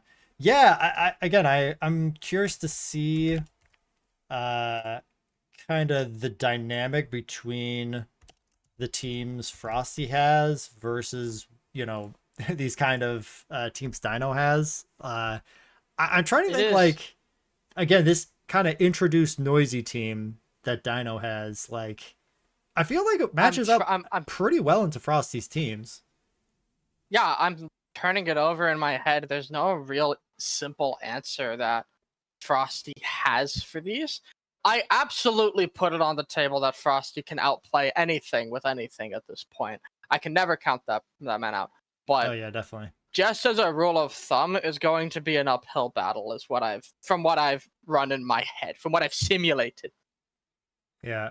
Yeah. Well, yeah, I mean, but at the end of the day, you know, with provoke, anything is possible. I think if Frosty is able to, you know, provoke that Masquerade at the correct time and kind of prevent the combo from going off, at least just long enough to try to get some momentum going, I do think Frosty can make it work. So it's gonna be kind of that interesting dance of you know, when you have which supports in and everything like that. And actually, it looks like Dino will be going with team number 1 for this first game, and we are getting right into it. This is losers finals of the Conquest Clash 2. The winner of this match is going to get the pleasure of facing off against the Wacky Worms in the grand finals. Yeah, and it looks like it is also worth noting. Yeah. Kim has pointed out in the chat that Frosty has beaten Dino twice. Most of us have not even beaten him once. Yes. This is going to be a match to keep your eyes on, folks. Absolutely. Yeah. And I think that's probably one of the, you know, the claims to fame Frosty has, is being able to beat Dino when so few other players have. One of the things that would have really helped Frosty in this match would have been getting the counter serve with the scary Bendiva versus Ladon pairing. Unfortunately, being made to serve the spitball here is going to still be doing work, even if the dugout is now activated. That is so much damage for being in the background. Yeah, and it's interesting choice here. You'll notice Dino not moving dugout to the front to get extra attack damage, but actually choosing to move Mystic up. So this is something I've actually thought a lot about against with this team from Dino. So the thing is, if you get provoked on Mystic, it's actually really nice to just use it as kind of a blocker to make it so, you know, your opponent basically has to attack into it, or at least, you know, you can threaten the stack up and stuff like that. Yeah, absolutely. There's still, with this pairing, there's still a, sorry to interrupt, there's still a mind game going on here, because quickset can always happen and just absolutely ruin Mystic's day. However, the hard call out from Frosty here, that important damage on the grit dugout over here. Oh my goodness. Yeah. No, I mean, that's absolutely a great point. So the Mystic is positioned very well in this matchup for sure. I mean, not taking any body damage is a really big deal against this Brosliden. But Frosty, again, doing a good job to play around it. Just continuing to provoke this Mystic after the spitball last turn to really make sure there's not going to be any hex here. So even if it's, you know, absorbing damage, it's not really contributing much itself. And we see the stack up there as a call out. A great play. The stack attack is massive here. It's going to make the next turn or so very futsy for Frosty. But in return, the offense potential on this turn that Frosty specifically has is insane. Yeah. And this allows for the quick set into dump or spitball, which is absolutely going to threaten this Mystic. And that's what we're going to see. We're going to see the spitball. And Dino just saying, okay, take your point. That's fine. I just want to be able to hex you next turn. But we probably will see the spitball lead again. I'm not even sure if the hex is worth it at this point against against Frosty. Yeah, I mean, that is a good point. Both the beasties, both of Frosty's beasties are low and sweaty already. So, in fact, Bendiva is going to be drained after this serve, and then Brosliden's going to be very low itself. We actually see the torch pass. Wow. Getting to wipe your own dugout without having to put your dugout at risk and also bring in an attacker is huge. Yeah, I think absolutely reading that spitball into Mystic. But now this Castle again has free reign to do huge damage here, and it looks like the choice is, okay, I'll just attack into your non-wiped beastie. So if you switch out your other beastie, I take a point. Otherwise, you're gonna have to free ball. That's interesting. Castellate has launched. Yeah, and there you go. Dino's Castellate, and it used Thump instead. That's big, actually. Just making sure the Castellate can stay alive. And it goes wrong. Yeah, so, like, again, Dino really not opting to have the attackers at the front necessarily. Like, we might see a launch in this case, but, you know, really not just autopiloting, right? Like, really making the conscious decision, do I want to move up or do I want to stay in the back? Yeah, most people, myself. I'm talking about me here. I click launch every single day. I mean, I would click too. Launch, I do click launch, and this, yeah, it's crazy. Thought process is coming out here. Notably, he's making sure Dino. This is what he was thinking when my Mystic gets wiped and Lunoptra comes in. Can my Cast Elite live? That's insanity. Yeah. And look at that. So the Torch Pass chains have potential to start now too. Oh boy. Yep. Yeah. And this is Dino really thinking ahead. Again, we didn't see that launch to make sure Castle Elite's in the back and has that extra defense boost and should be able to live whatever this Lunoptra throws. So I feel like this could, this is not going to be like a super long game. It's good damage on both sides, but this is definitely going to be somewhat of a maneuvering game. Like definitely trying to consider, for sure. When to use those torch passes and who wants to take the hit. And it looks like, for example, Noizard has not come in at all yet, and that's starting to work to their favor, to Frosty's favor here. Yeah. Well, Noizard not a great choice into Castle Elite or Lunoptra here, although it would be able to survive. And in fact, it might have to switch in. It does last that one single turn that this team would need to really get that momentum for 2 more points. Yeah. In fact, actually, if you're Frosty, do you just take this? Oh, actually, we see the block for the survive. Yeah. I'm just thinking. There's 2 beasties. I bias towards taking it. I really do. Yeah. Spike here is very mean. I mean, it's a mean setup regardless of what happens. That D set can absolutely put a ringer on Dino's day if it comes in at a good time. The tag out's going to be coming in. Protect Castle Elite at all costs. Yep. Well, you have the torch pass to get Castle Elite off the bench. Because sometimes having low stamina beasties on the bench is definitely a liability because they just die if they switch in. But with torch pass, you'll be able to get it back. And we do see that trap come out. His trap damage could start to add up, but we will have to see. We do see the spike come out. Yeah, even in the context of this game, it's already kind of happening, right? Dispel Provoke is very nice, but even then, you'd have to get around that Noizard, and like I just talked about, the Noizard buys another turn, and with your dugout having 3 turns before it can come to the field again, that can be huge. Groslodon's also up for anyone who minds that. Yeah. No, and I think that's great because that's another option huge. To switch in. Oh, we actually see the stack up. Buying so much time for himself. Yeah, and that's a huge deal. That's genius. Yeah, I mean, it's a risky play, right? You're leaving a lane open, but absolutely. The upside is huge. I would not be able to do that. Fun fact. Yeah, take some balls. That's for sure. Absolutely, you have to have so much presence of mind to even consider walking up to be an option. Yeah. And now it looks very good.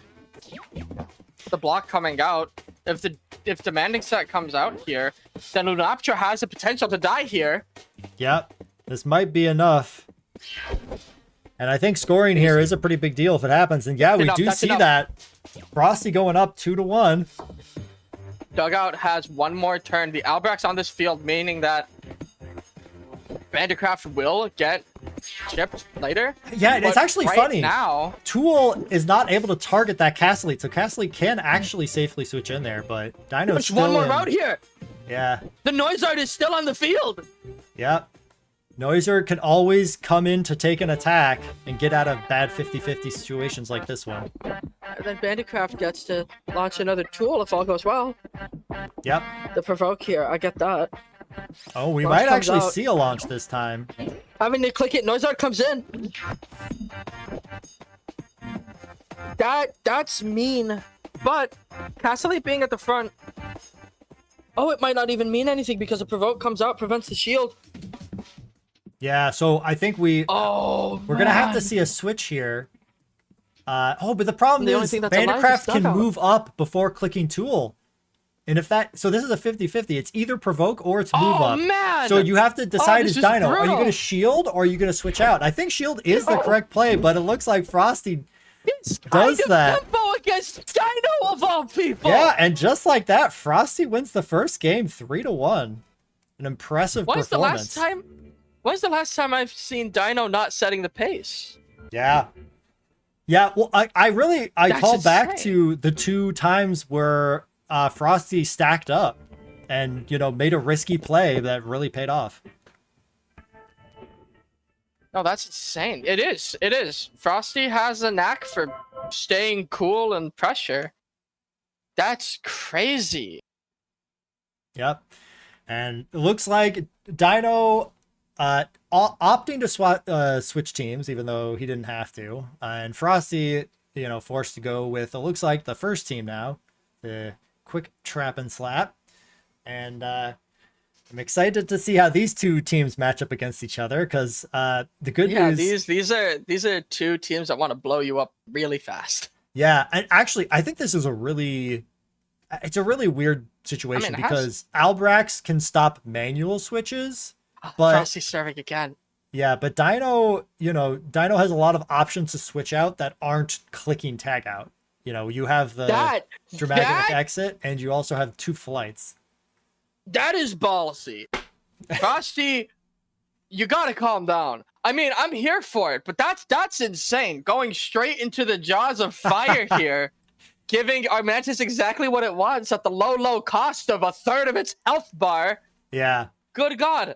Well, that's the trade-off of Launcher Riplash, is you do lots of damage, but you can't choose where you're targeting that damage. So, I mean, it's still huge, because the Blitz Swift has the quick tag. So it's not as hopeless as it seems. I assume Blitz Swift has quick tag. It does. It does. Oh, and we see a really interesting choice. We see it.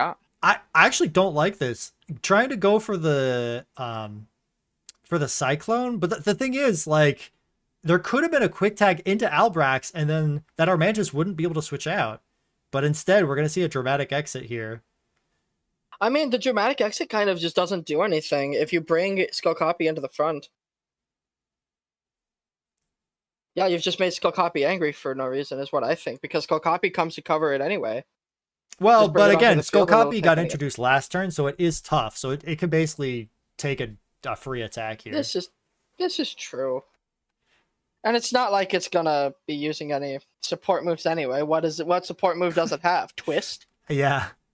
So I just laughed a little bit there, because Tough reduces the damage you take by 2 1/4. So, taking 75% less damage is huge. That Skull Copy still took 26 damage. When being tough. I love Riplash. That is how much damage Riplash would be outputting. It would just be one-shotting this thing. But it looks like the loop is going to start. We saw the introduce again, started. And we see the flight switching back to the, dramatic exit. So we get to see, is this loop from Dino, this combo? The telekinesis comes out. Can they get around it? They went into...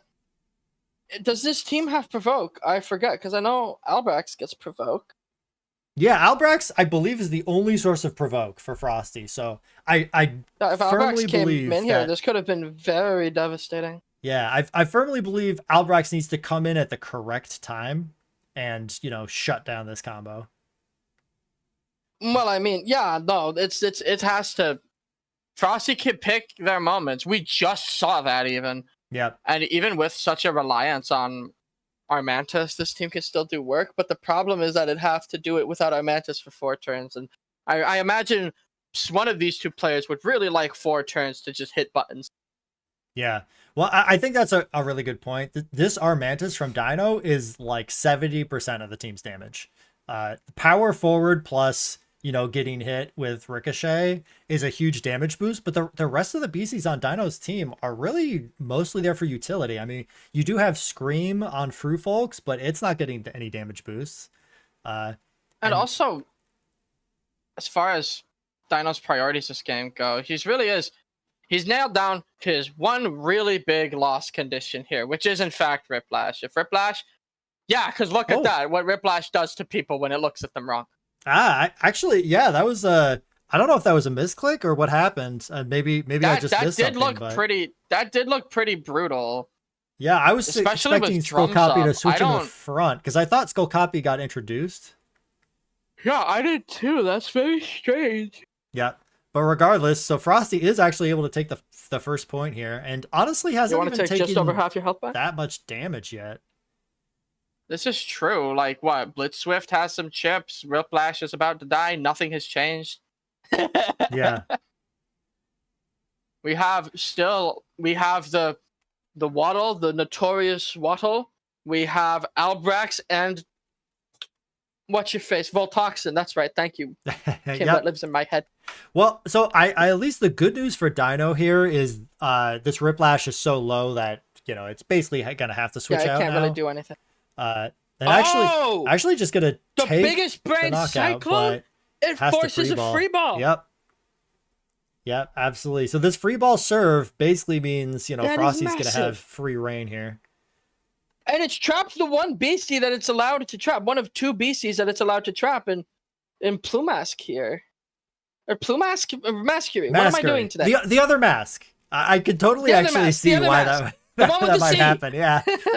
But yeah, so it's kind of awkward because you want Masquerade in the second slot so it doesn't have to serve if you score a point.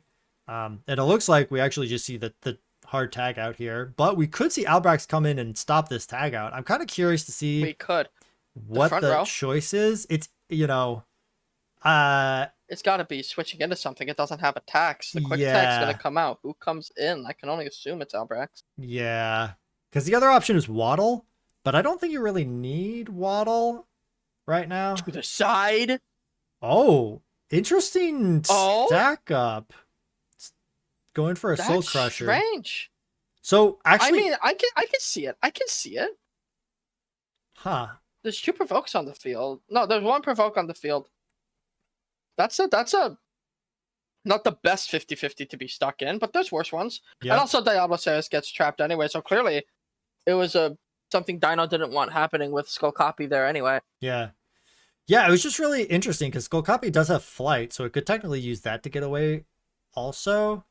Well, so Dino at least knows that, you know, there has to be a shift here. Yep, and that's what we see. Oh, protecting that tractor beam. The trade does what the trade is there for. Yeah, perhaps I think that's the a great one time that point. it's going to be used anyway. That's incredible. Yeah, Diablo Ceres' overwrite trait would have been able to remove the tractor beam from Albrax, but Frosty able to move out of the way there. Yeah, the provoke coming out to stop any loops from starting up once more. So even though Albrax is back up and running, the board is a lot less healthy than you'd think. Freeze Ray. Yeah.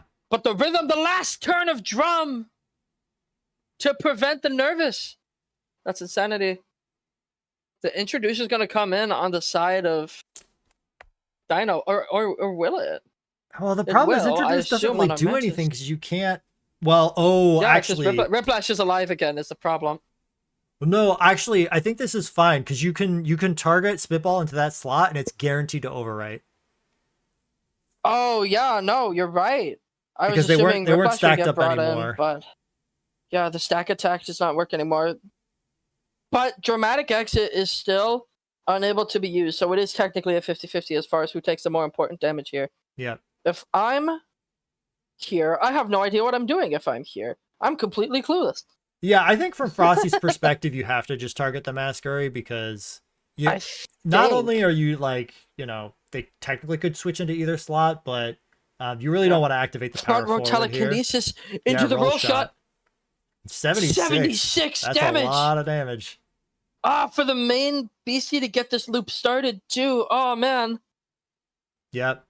And unfortunately, that's big. And once again, Frosty's dictating the pace of the game. Yeah, and Dino doesn't have the action economy to restart this combo here, unfortunately. You can't stack up and get introduced here because you have the volley, because Masquerade's the one who got the hit, so...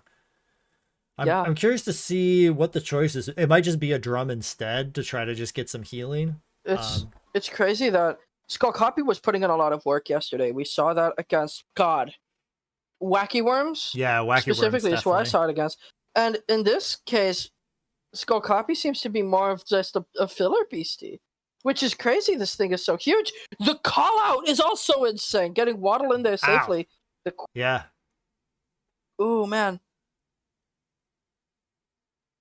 there's another read that has to happen here. I mean, it's less of a read and more. There's a roll shot coming straight for your supportive unit. Yeah, and unfortunately for Dino, Soul Crusher also KOs the Armantis. So there's not like an obvious choice here. Yeah, it's brutal. If I'm Dino, I'm trying to keep the Armantis safe. Yeah, and I think that's exactly what's going to happen. We're going to see shield clicked. And I think that's a good call. I think you just have to accept this Masquerade could get knocked out. It was low stamina anyways, so we see that's exactly what happens.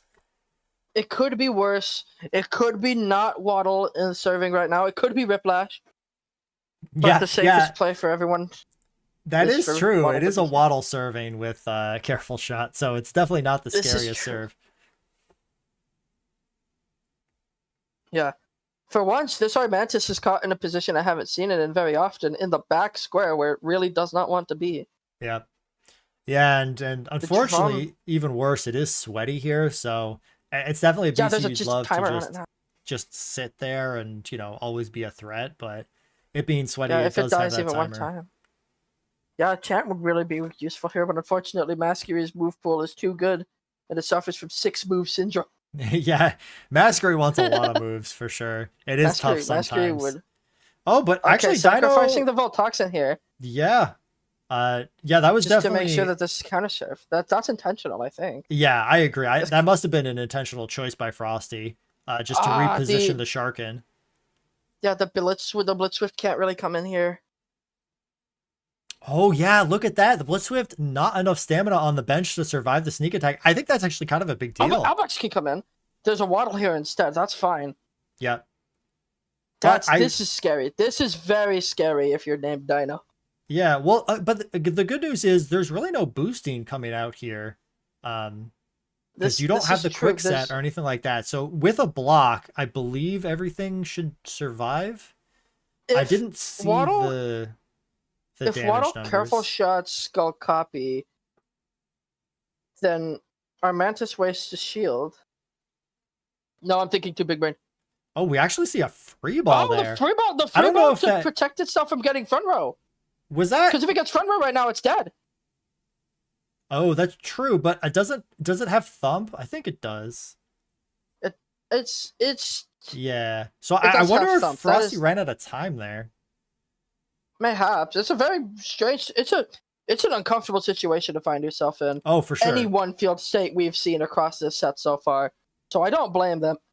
Oh, absolutely not. Like it happens to the best players. There's just so much to think about, right? There's so many different options. You want to consider not only the next turn, but like the turn after that and 3 turns down and, everything you possibly can. But this is a good opportunity for Dino to get some good damage off. But it looks like it's actually not going to be a big attack. It's just going to be a twist instead. And I kind of like this. The twist is huge. Yeah, doing good work. That timer on Armantis is really ticking down, though. Yep. So Masquerade coming out here, gonna buy the team some time. Yeah, so I guess that's one almost weakness that I guess I didn't really think about with Frosty's team. There's only 2 like big damage attackers, and that's really the Shark and Voltoxin. So there's not an easy way to defend it from Twist. You could have Rhythm goes down right now because of Clearfield. I almost think it would have been better if they... Well, I don't know what it would have been better then. I don't play this kind of I think team, it was less to get rid of Drum and more to just get the healing on the bench, I would guess.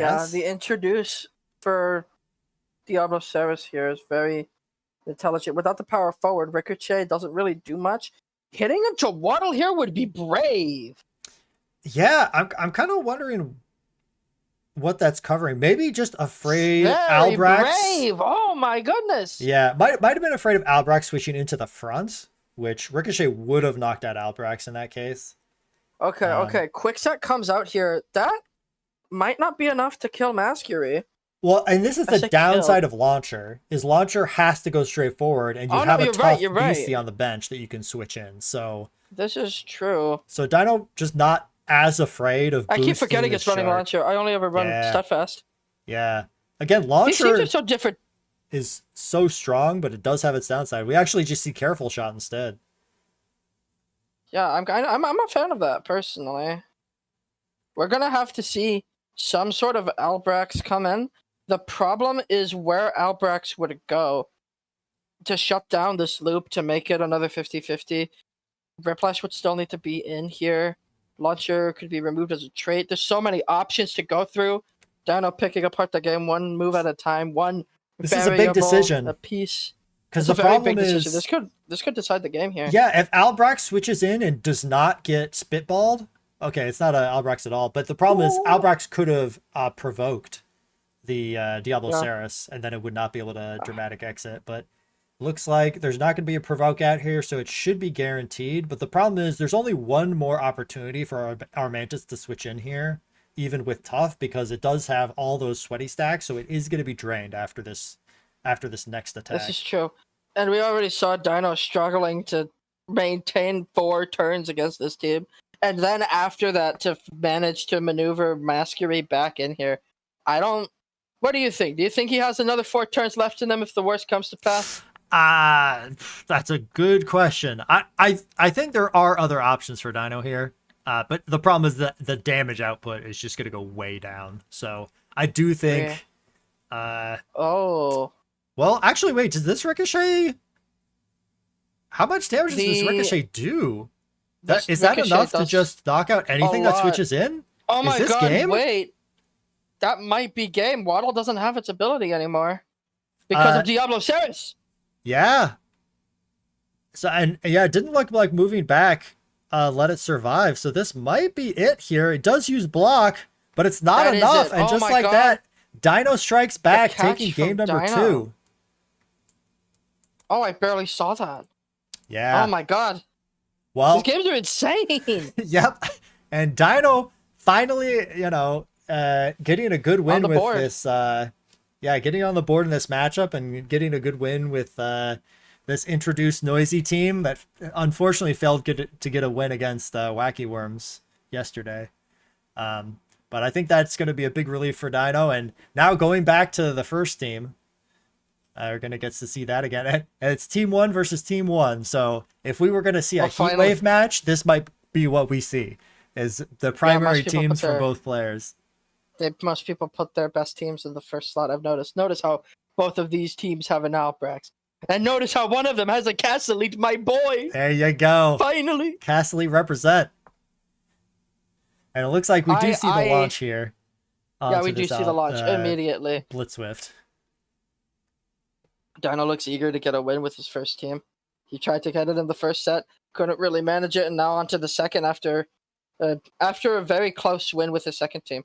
Yeah. It's looking good. The Cyclone come out, still takes damage in the back row while also not having the front row. Well, no, this is an advantage launch has over sneak attack, is that you can get Cyclone to still get in the front row. This is my thesis on why launch is the best serve in the game.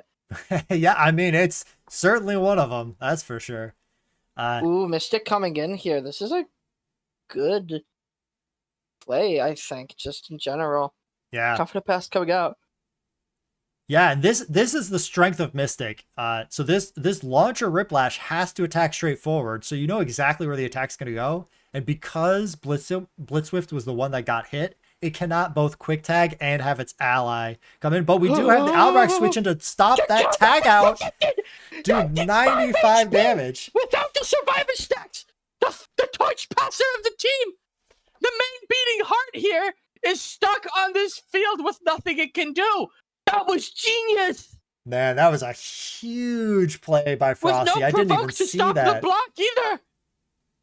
Well, I actually chose to provoke Albrax instead. I'm actually thinking that it's going to be a torch pass out now, and that's exactly has to be a torch pass now because otherwise it's a free point. Yep. I might sacrifice Lunoptra here even just because having 8 turns without Lunoptra sounds brutal, but also there is Dugout here. Just makes torch pass a little less costly to use. Yeah, it is kind of a toss-up going straight into the Mystic, assuming... Yeah. Oh, man. Yeah, great play by Frosty. Frosty's immediately back here. Oh, my goodness. Yeah, but we do have this Hex. I think, it was a good call-out by Frosty, but I think Dino still got what they wanted. being able to hex the opposing Albrax, and it's stuck on the field. These Albraxes are trapping each other now. Always funny to see. Nobody can leave. Yeah, that's right. Hex means that Mystic can actually afford to switch out now because it's wiped. That's genius. Yep. There's a lot of advantages there. Actually moves up. That's huge. And look at those damage numbers. Nothing can switch in. So Mystic actually basically has to stay on the field for an extra turn here because Frosty nothing can safely switch into it. Frosty is a genius. This is such a weird situation because neither team can make progress. I have no idea how this situation turns out. And all of the time I've been testing the game with my sister, I have never once had the situation pop up. Yeah, Dino just has to walk down. The point is given. Lunaptra's timer is down to 6. I really think it would have rather been because in this spot, you have 2 white beasties on your bench. Your survivor beastie is down and will not come back up until your other wiped beastie is fine. I think it would have been more economical at this point to have just sacked Lunaptra. I don't know. Like, it's still an advantage, in my opinion, to have the enemy Albrax tired and trapped on the field. This is true. Although Riplash in this is case, going to have to go down. Riplash did move up, so Riplash is the one that's trapped now. So this should be a score back for Dino. So it's kind of a...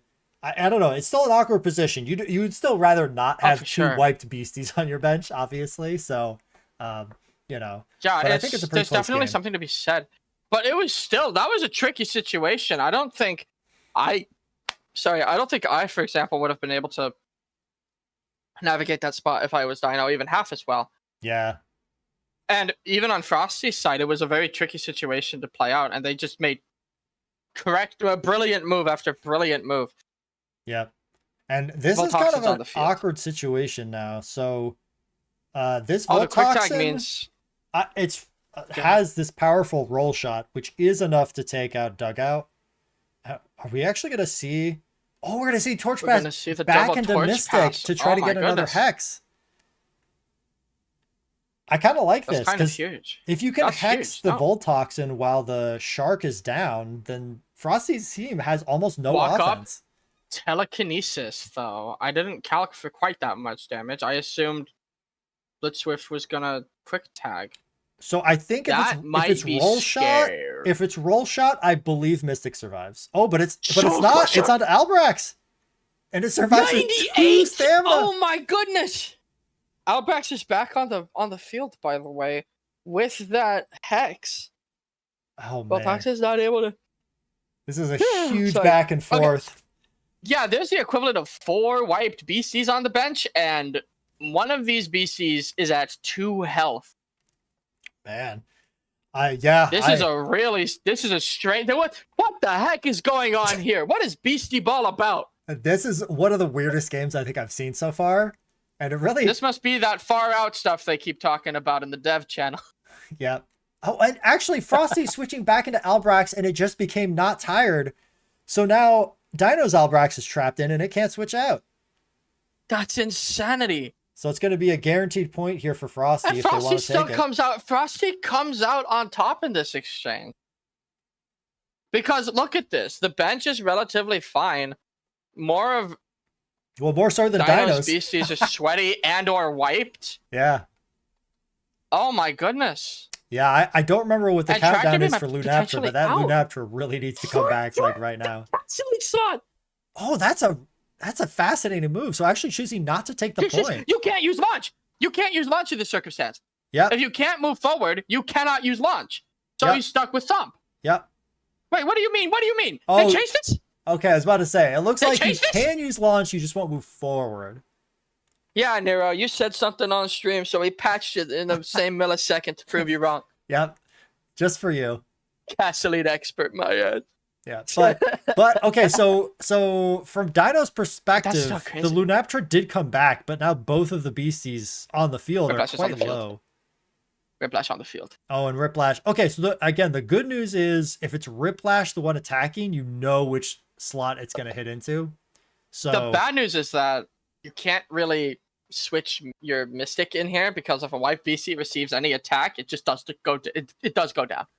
Well, the point would not be only, scored. There wouldn't be a point scored, but you also would be forced to free ball. Yeah, but like not only has your Albrecht's been hit down to 2 HP. Not only is your dugout dead. Not only is your castle in extreme danger of dying on a field as volatile as this. Not only have we not hit Voltoxin at all, but the 2 HP Albrecht is just not allowed to play anymore if another point gets scored.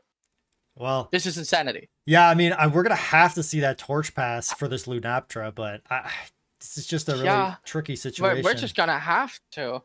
Taking up that space. I like Dino taking up this space just to make sure that, Waddle can't come in and careful shot. There's a bunch of consideration taken into every move from these players that I just would not be able to make. It's insanity. Yeah. Yeah, and I think it was exactly that. Okay, Waddle switches in, but actually for Voltoxin, so Dino does take the lead 2-1. And look at that 80 damage launch into Waddle. That's a very juicy option for sure. This is true. That is technically a dropped ball from Frosty, but I would have dropped 7 balls by now. This is an impressive game from both sides here to keep it up for this long. Yeah. Mystic is up on the board again, and we could see another Hex come out. Yeah, and I think we will. Especially with Voltoxin just about to come back alive. Yeah. So. Yeah, I think I think that's the only reason Dino has even been remotely still in this game is be able to get those 2 hexes off and Shark being wiped for some amount of time. Just been helped Dino weather the storm just long enough to have some of those beasties come back. Yeah, Torch Pass coming out here. Onto the Albrechts would be very intelligent. I mean, any of the beasties here would be really good, except for Mystic, because you're just gonna hex with that thing. Come on. Yeah. Yeah, but I'm okay giving up the Castle Elite here. I mean, the Castle Elite's trapped in anyways. I think it has shield maybe, but I still think it's better to just go for the Torch Pass.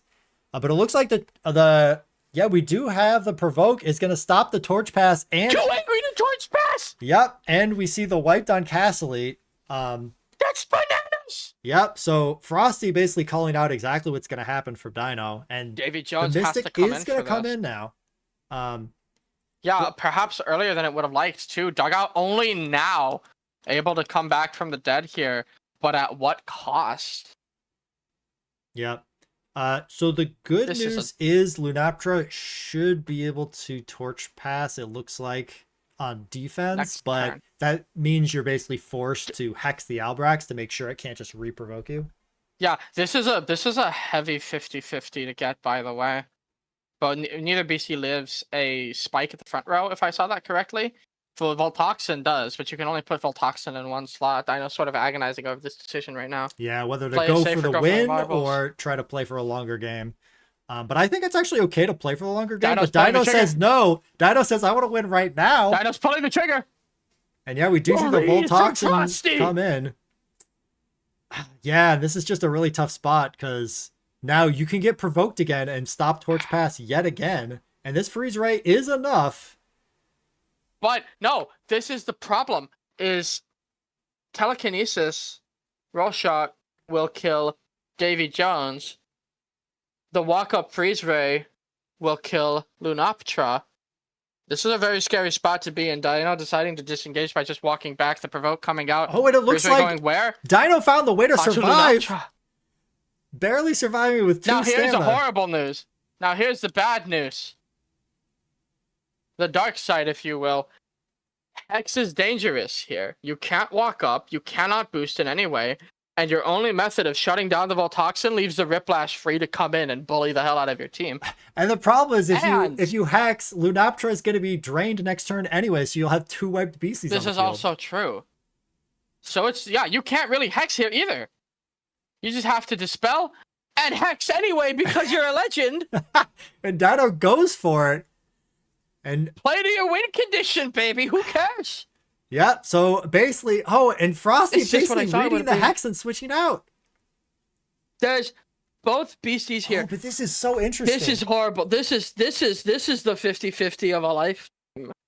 Yeah, so if Frosty, I mean, like the safest beastie to switch out is Lunaptra, but even forcing a free ball is huge on this field. Yeah, but I think huge. I think Dino might find a way out of this, because if you the good thing is Castley has pretty high body defense. So you can switch it potentially into Riplash and still survive. Maybe, it depends.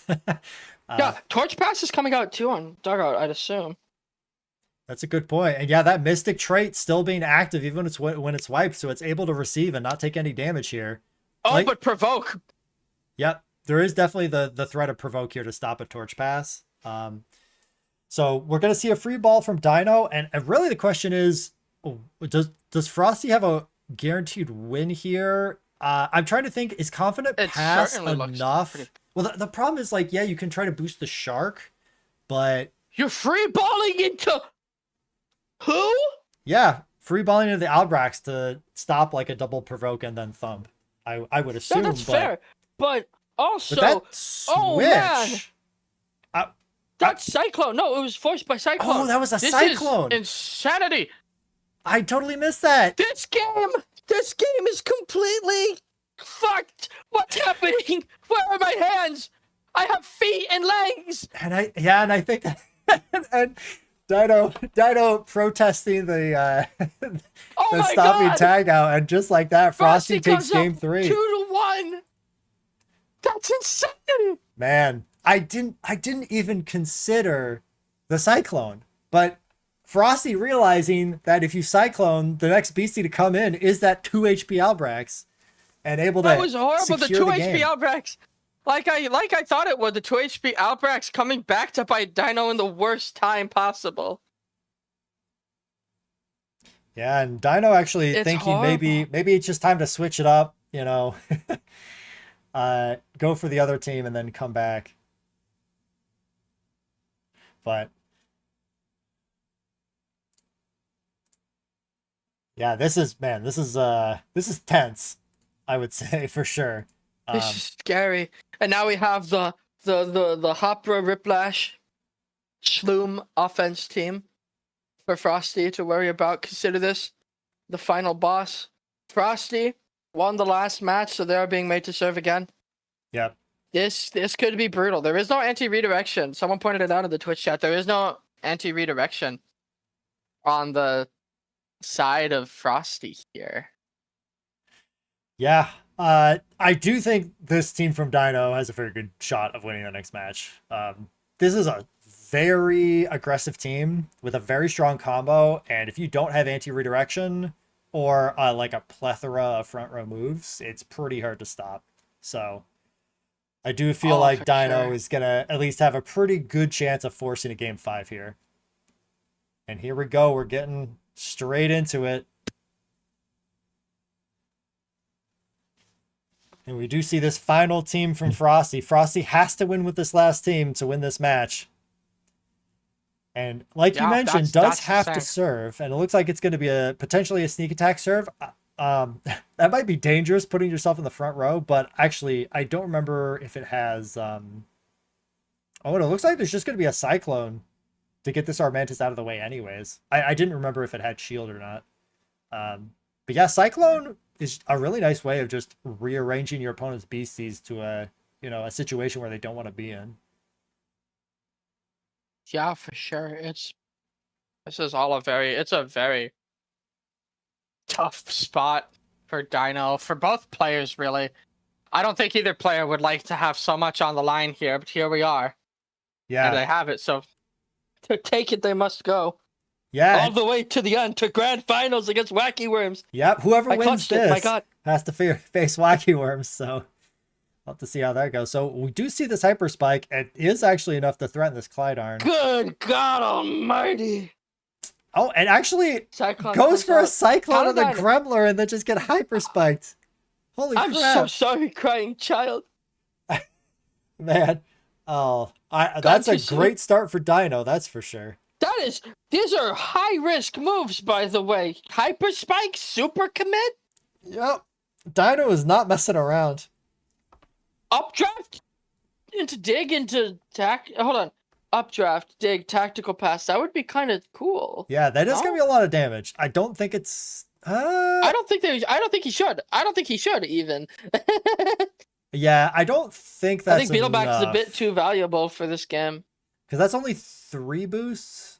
Actually, yeah, I don't think it's enough to get the knockout. So yeah, just choose to go for a single tactical pass. Still does great damage there. But yeah, snipe is crazy. Yeah. So we are going to see a probably excited pass, but maybe not. We might be seeing a dump instead. So obviously super commit locks you into place, and this Hopper might want to switch out next turn. So might opt to attack with Bandicraft instead. And I mean, we could still see like Bandicraft walk up, excited pass. But like point being. Yeah, definitely. I actually don't remember if we are going to see the super commit. The super commit coming out again. Can't stop the Hopper. Yeah, just committing to it. Oh my goodness, 86 damage. But yeah, this Excuse me? This Armantis switching in. I was kind of surprised to see the switch in, but it does survive, and it survives in the same way that a car has flight mechanics when you drive it off a cliff. Don't do that in real life, by the way. I did not endorse that activity. Oh my god, the double Clearfield being able to come in. Yeah. The ricochet. I can only assume this is hitting Hopra. Yeah. It's a menace to be on the field. I'd imagine you'd want to get rid of it as fast as possible. Yeah. Yeah, and that Hopper does not have shield. It has excited pass and chant, I believe. So it is a guaranteed point if Frosty wants to take it. I think Dino's okay giving it up. Oh, but that's not what we see. We actually see Shark takes it instead.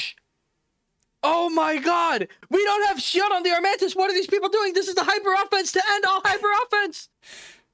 What is happening? And yeah, it's leaving Hopper alive to super commit another day. And that day is now. And there's not a lot of things that can survive this. I believe Shloom could switch in. Oh, and it looks like Skifric comes in. Skifric actually comes in. This is definitely a high octane I hope game. you've practiced your zigzag mathematics.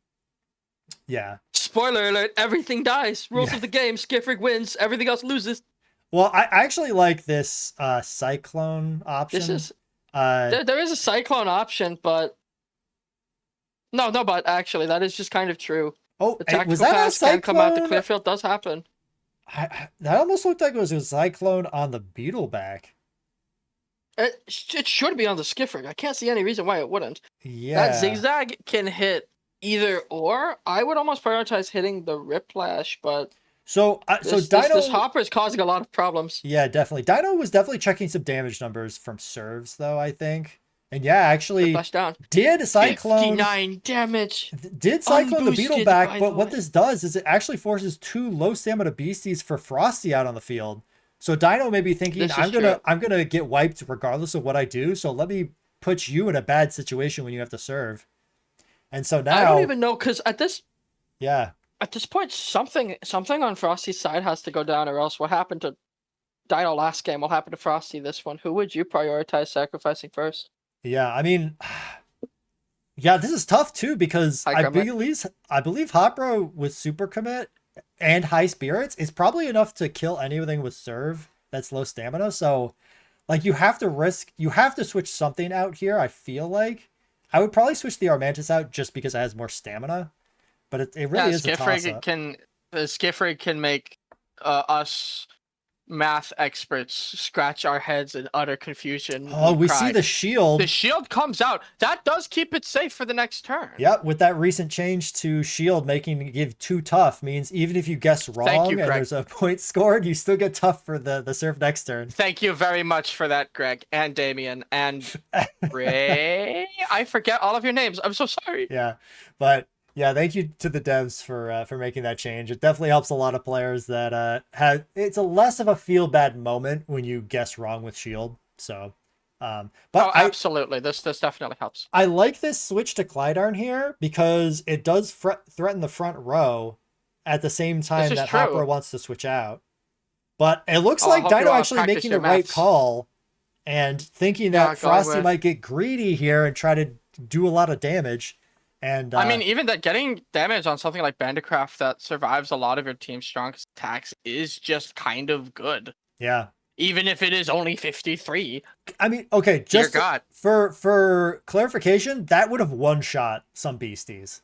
And Banditcraft just took 53. So this, I believe this Banditcraft is maximum mind defense invested. So it has like 150. Max mind defense, max attack. That sounds right. Yeah. Also, Banditcraft just confirmed the game. Is it? Oh, that might. Yeah, I guess you're right. Because both of these beasties are low stamina. Nothing can switch in, and that's it. Dino takes game 4, and we're going to game 5. The team that Dino has been trying to get a win with ever since the start of this set, switching off whenever they fail, no escape, comes back onto the field. Yeah. The only way out is through the team. I lost the plot of my metaphor. We're in game 5 of Losers Finals, everybody. I mean, we got there. This is Dino's first team versus Frosty's, I think, third team. This is it. This is for all the marbles, and by all the marbles, I mean going to grand finals to face Wacky Worms. So let's see who comes out on top. Marbles will be on the table. Oh my God! Every time, just does not shy away from moving up there. I feel they figured out these first few turns. Yep. That, look, it feels bad moving up, but I think it's, it makes sense for both players. From Dino, you want to move up to block this slice, but also Frosty just really wants to get this ricochet activated, and boy is it activated. In fact, that's enough damage to wipe the Albrax, I think, with the tactical pass. Oh, tactical pass! But yeah, the Castle goes down. This is a good thing. This is a good thing. Because Castle was going to die either slowly or quickly anyway. It's good that it comes up later. Yeah. But that was scary. That was incredibly terrifying. Yeah, so Castle did have shield, so it could have been a risk. But the problem is, if you let your Albrax wipe there at the very beginning, I feel like that's much worse. Yeah, it's over. It's over. Absolutely. So I totally understand that. And actually, this is probably a pretty good spot here, because having these two on the field means next turn there could be a heat wave if there's not a Hex this turn. But it looks like Dino might want to just cash out right now, and it looks like that is what's happening. So we're going to be seeing a Raw Fury, and we see that combined with the Hex on the Clydarn. So there's not going to be any more slice, so it doesn't have to worry about going to the front row. And I think so. Dino obviously lost the first point there, but I feel like just got it back. I guess Frosty anticipating the Hex there. In the same vein as going down with Castle being a good thing, going down on our Mantis is a good thing here too, because otherwise, by the way, Skifrig's here. Let's pull out our calculators, everybody, and then fail to calculate the amount of damage that does at the end volley, anyway. Tactical pass, zigzag. Yeah, I think everything here just dies. This team looks very mind frail isn't the right word. It's more zigzag kills everything if you have Beetle back on the field. Yeah. So I think Albrax is actually kind of a risky play here. Okay, it looks like it's just a regular scary thing to do pass. here. Yeah. Regular, we don't have all of our... We're not playing Beastieball with our lives on the line yet. Quite Not yet. We're testing the waters first. It's only 1-1. If it was 2-2, then maybe. My God! So there you go. Yeah, look at that damage. That was still +1, by the way. Yeah, that was only +1 and at the net with that zigzag. It's a big threat. So now, yeah. The good news is that Skifrig can't actually leave the field. The bad news is that you are stuck here with Skifrig. Yeah, but I mean the entire bench. And that's the thing, right? Is like, yeah, you trapped in Skifrig, but like it's already +1. I think you have really to provoke Beetleback and then attack Beetleback. That's because that minimizes the amount of damage. Yeah, because I don't think Skifrig cares, because this Skifrig has bouncy, right? Yeah. That's just giving it another stack. Yeah, but it looks like that's just giving it another volley. Attacking into it anyways, maybe anticipating the stack up and trying to counter that. But Frosty just blocks, so this zigzag coming out is gonna be, again, a lot of damage. That's a lot of damage. And honestly, I forget if we select that guy or not. No, that's insane. This is actually a weighted 50-50 again. Fun fact. You don't have to have your cake and eat it too. You have to make a decision here. The provoke coming out onto the dugout. No, onto the Albrax. I'm blind. Sorry. I have glasses for a reason. But actually switching, the switching into Mystic with that torch pass letting Yeah, it I was gonna say that is hex. still a very powerful turn to get off there. Yeah, but I actually Is think down this is for a 8. good. Like, I think Dino got out of a bad situation because Yeah, there this was is really true. There's no way chant to. on either side. There's no way to remove the skiff rig, right? Like, you don't have Cyclone to get it out and to remove its boosts, and like you didn't have enough damage to threaten it. If only there was a Yammoth with cover here who could retreat skiff rig to the back. Who said that? Yeah, right. Oh man.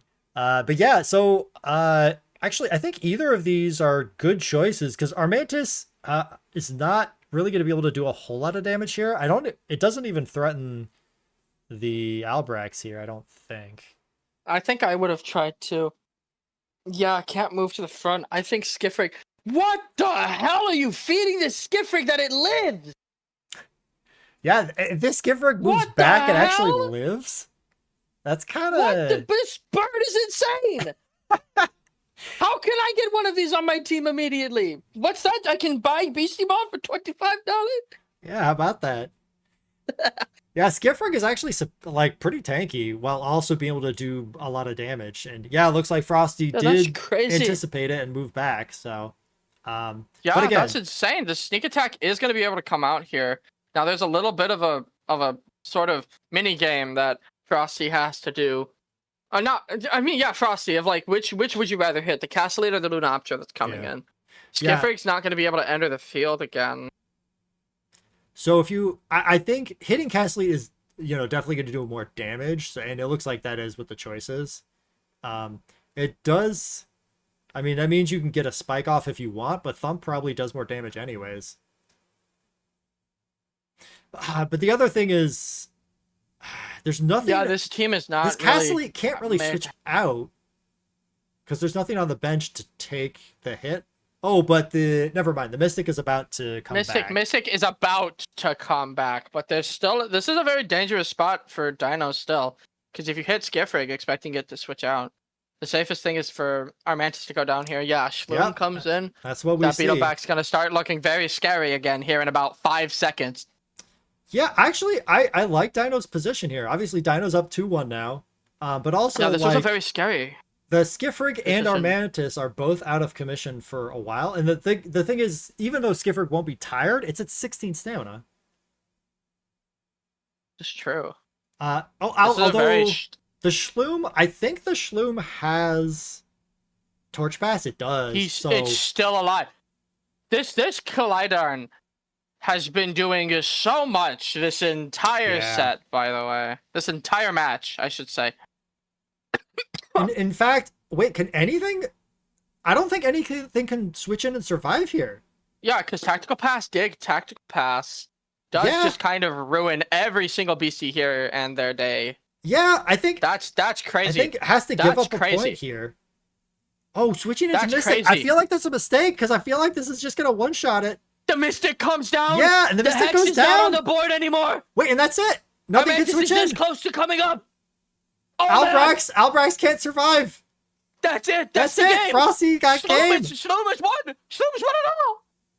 The final boss. Oh man! Oh my god! Spoilers for a game that you're watching a tournament for, by the way. Oh, tragic ending. Like, I don't know if that was just a miscalc or what it was, but giving up that Mystic. It was it, and that's it. It's game. Out in losers finals. Frosty moving on to grand finals in dramatic fashion. fashion Against the GOAT of Beastieball. Good God, Frosty. Well, Frosty has proved it was not a fluke the first time, and it was not a fluke the second time. Yeah, and so man, so first of all, thank you to both players. Thank you to Dino and Frosty showing us some fantastic Beastieball there. That was amazing. But Frosty is the one who gets to move on to face Wacky Worms in the grand finals. Man, I'm so excited for this.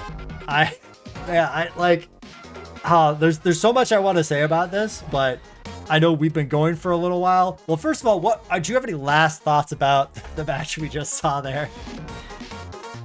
That's insanity. That's insanity. Yep, that's all that needs to be said. Oh my God. It's insanity. It's crazy. This is the high-level Beastieball we have come to see.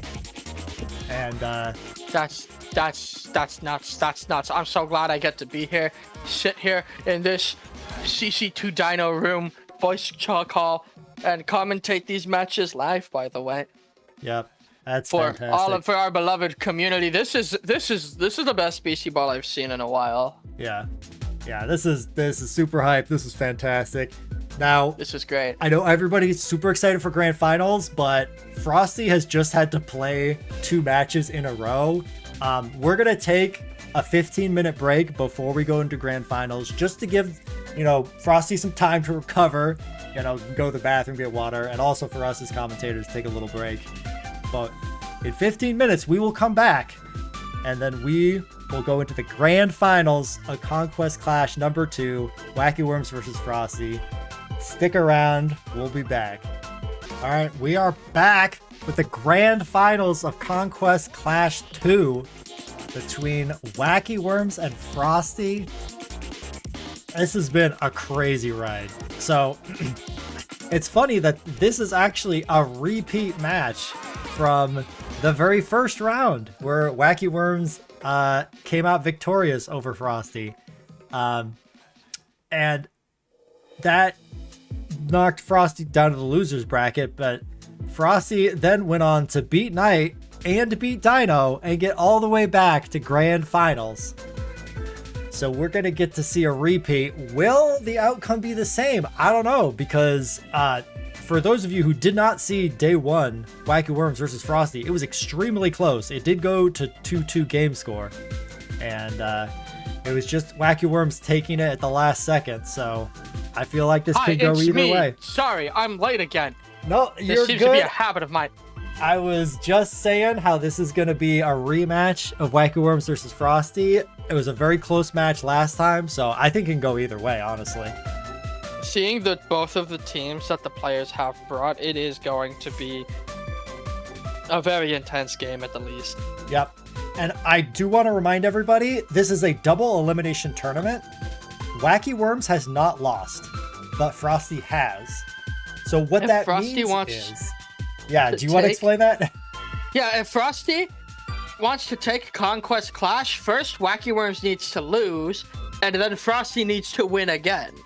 So basically... Wacky Worms is in the winner's bracket still. He needs to be taking the losers, and then he can actually lose.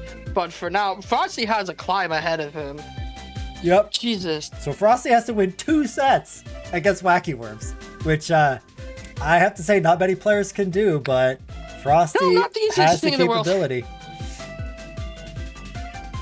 All right. It is going to be one hell of a match we have for us. Oh yeah, absolutely. So we're just going to jump right into it. I'm going to go to Wacky Worms stream, and then we're going to get this up so everybody can see. All right. I'm just going to go ahead and do my normal setup thing here, and I'm just going to let the players know you can start whenever. And we're going to get right into it. I'm going to head over to the other scene, make sure I can get this captured, and then we will be off. It's okay. They haven't even set up the lobby yet, so we're going to have a minute here. So Wacky Worms frolicking around with unicorns and rainbows. Yep. As it should be. Man, look, with any tournament, it's really hard to come back from loser's bracket and win the tournament. Frosty's just had to play more games. And especially if the thing is, for Wacky Worms to win the whole event, Wacky Worms only has to win 3 sets. And because Wacky Worms has already won 2 sets, and so it just has to win 1 set now. But Frosty lost the very first set, so had to win 2 other sets, and has to win these 2 against Wacky Worms to become the champion. So it's a scary world for either baller here. I am here for it. 2 days in the making, 12 teams. 4 people, like 7 games if my mental math is correct, but only 1 will walk away the winner. Welcome to grand finals. You'll love to see it. I think I did good there. And it looks like we have Wacky Worms first team versus, I think, team 3 from Frosty. Team. Yeah. So I think crying children and 1 purpley boy. I didn't notice that before until you just said it right now. I hardly did either until Frosty pointed it out of the chat. Oh, that's really funny. But oh boy, shenanigans. The dread immediately, and that does shut down basically half of the trait of our Mantis here, giving itself Jazz will no longer happen under dread. Yeah, but as we saw in the last game that Wacky Worms used his teaming against Dino, the power forward isn't really that important. The Jazz bit of that ability. The most important thing is that everyone here is able to boost every other attacker. Yeah. Well, except for our Mantis and Shloom, but shh. Yeah. Yeah, there's definitely a lot of boosting going around. And that's the thing is like Jazz, it is a damage boost, but also the ricochet itself as the attack just is kind of like counter, as in it does more damage if you got hit. So that part doesn't go away for sure. It has stuff built in. And it is worth noting, Wacky Worms has a skiff rig of his own. Yep. It's actually, it's skiff rig on both teams here. Yeah, we got two bouncy boys in this meta here. Yep. And that tanky Scaldra. That is not good for Scaldra, because now it's just going to die and wipe, and there's not much that can be done about it. Yeah, but coming out at least. I think that's okay. Like, so as Nero's pointed out, Dread does 8 damage every turn.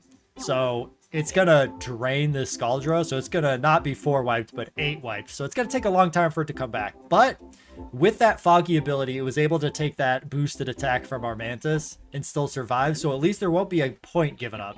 We actually see the Cyclone come out to switch out the skiff rig and pull this Delusia back in. And here, we see that drained. And oh man, we're gonna see the double tactical pass. Something is about to cry really hard here in about 5 seconds. Yeah, so I don't even know if Garud survives this.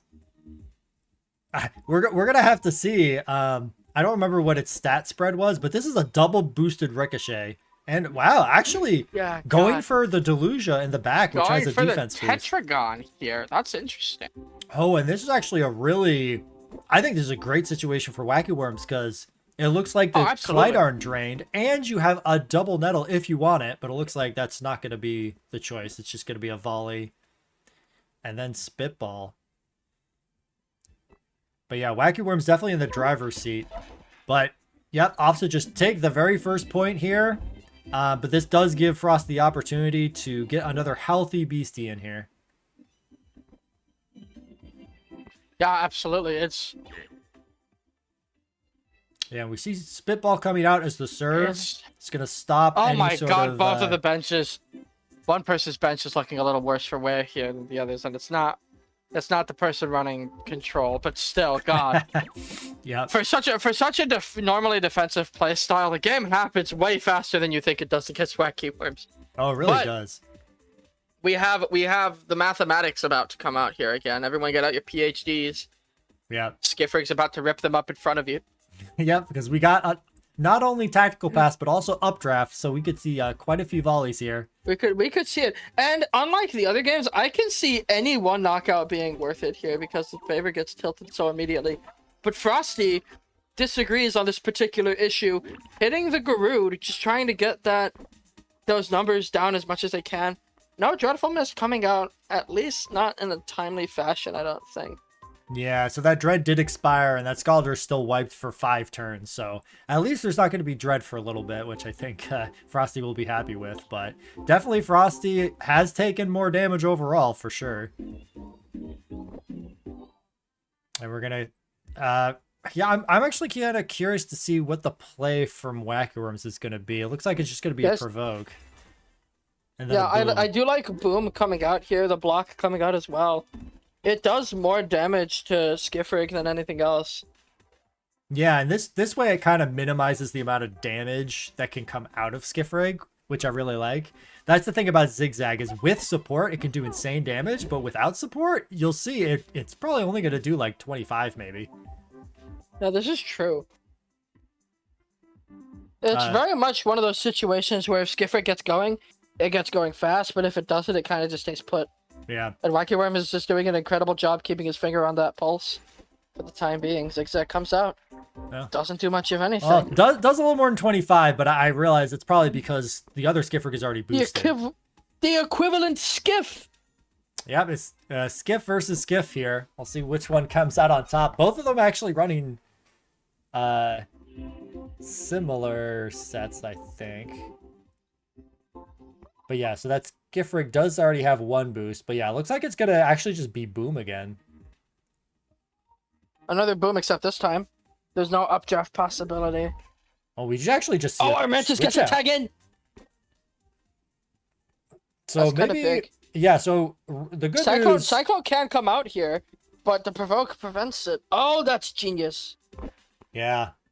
I think that was a good switch in. I mean, Wacky Worms didn't hit into it. That's the good news. So it won't necessarily be doing massive damage, but that Provoke is pretty annoying. Oh, absolutely. The big problem that I think Frosty will be facing is that with Wacky Worms, it's so hard to make progress. I think we've seen it even now. The Cyclone comes out, isn't actually able to do anything. Yep. Now every beastie here except for Dugout is low, and really on this sort of team, you'd really want an excuse to torch pass with Dugout if it even has that move.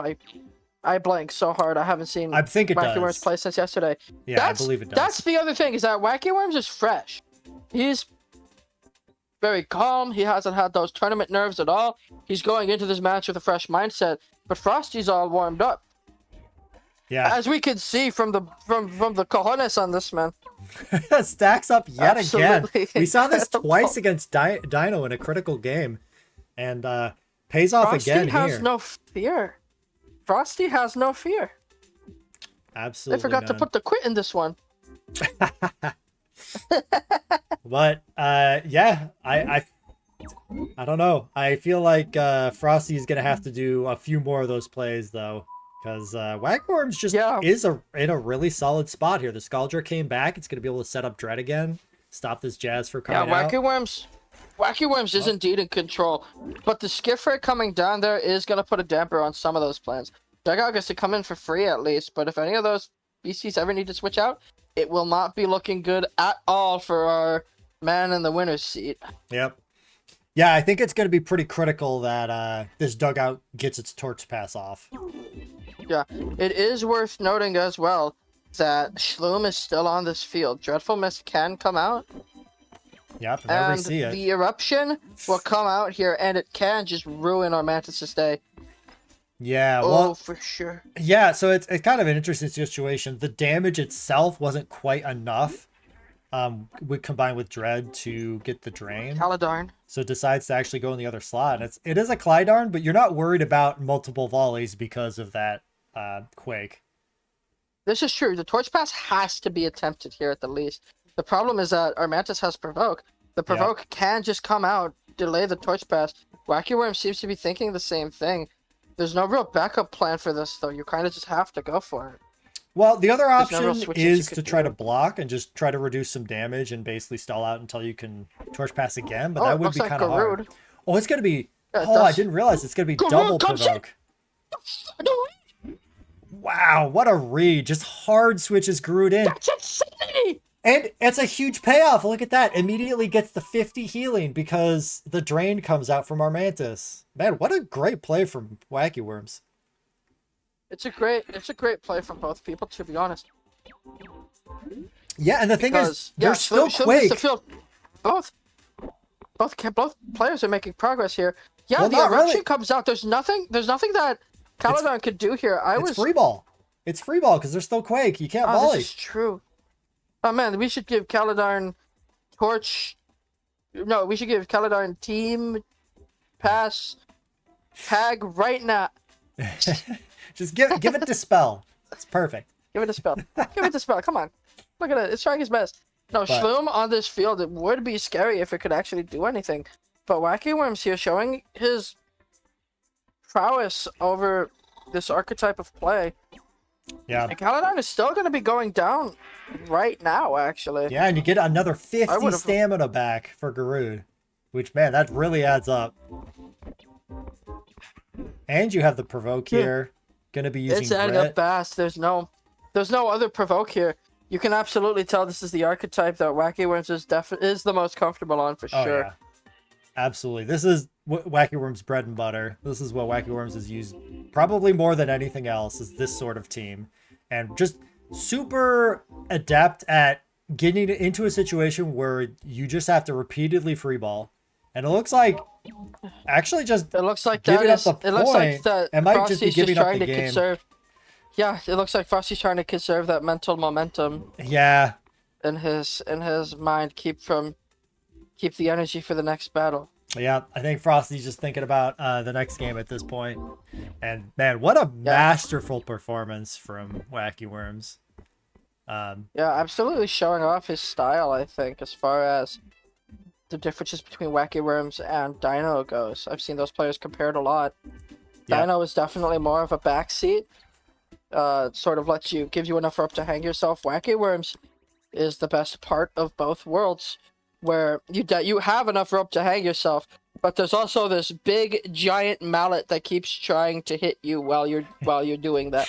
Yeah, so I think that's a good comparison, because Dino seems a lot of time are just focused on the control part and not about ending the game. It's like Dino is like, I will wait as long as it takes to end this game, but I will eventually win. Whereas Wacky Worms is like, I'm gonna make it so you can't do anything and I will kill you quickly. Like doing all this passive damage between Dread and Quake and Sweaty and like all these things, just trying to make sure that if for some reason, you know, you can't get control, at least still be able to do some pressure that way. But looks like we're going into game 2, and we get to see this steamer come out from Diablo Ceres. You love to see it. Getting that overwrite. And just immediately clicking Cyclone, like no fear here. And I guess it's because there's no dump, right? Because this is not a Thief Bendiva. Yeah. Oh, but there's quick to set. Be fair, I just realized there's quick set. There's quick set. This is true. Like this lead pattern is so incredible. Oh no! Tried to provoke the chill Mudsley. The Mudsley the is low-key kind of guy who's really just sort of chill. Yeah. No. Oh man, that's one of the strengths of Mudsley. Gets to survive.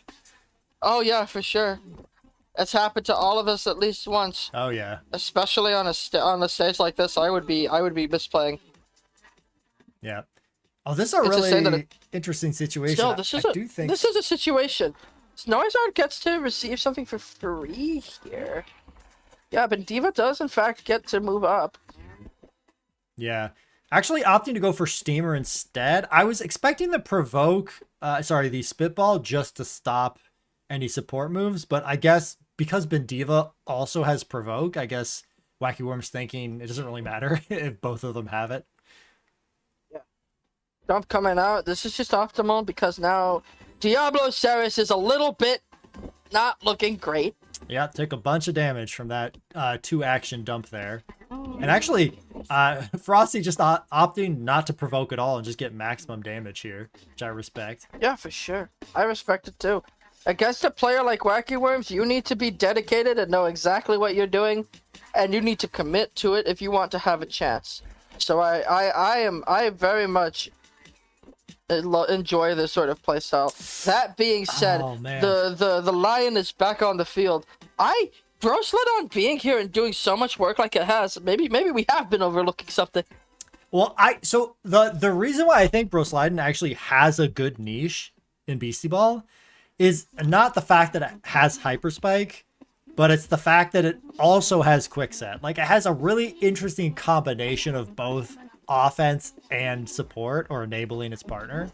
That just like, yeah, sure. I don't know if any other beastie has that, because I think of stuff like Waddle as a Quickset user, which doesn't do as much damage. But there we see basically Wacky Worms giving up a point there just to be able to put Sweaty on the Brosliden there, and now this is kind of what Wacky Worms wants, is already getting Sweaty on 3 of the 5 beasties from Frosty. Huge. Yeah, no, this is okay, one of these benches is looking a lot worse than the other, and Tardigrade does just have a million defense to do whatever. Yeah.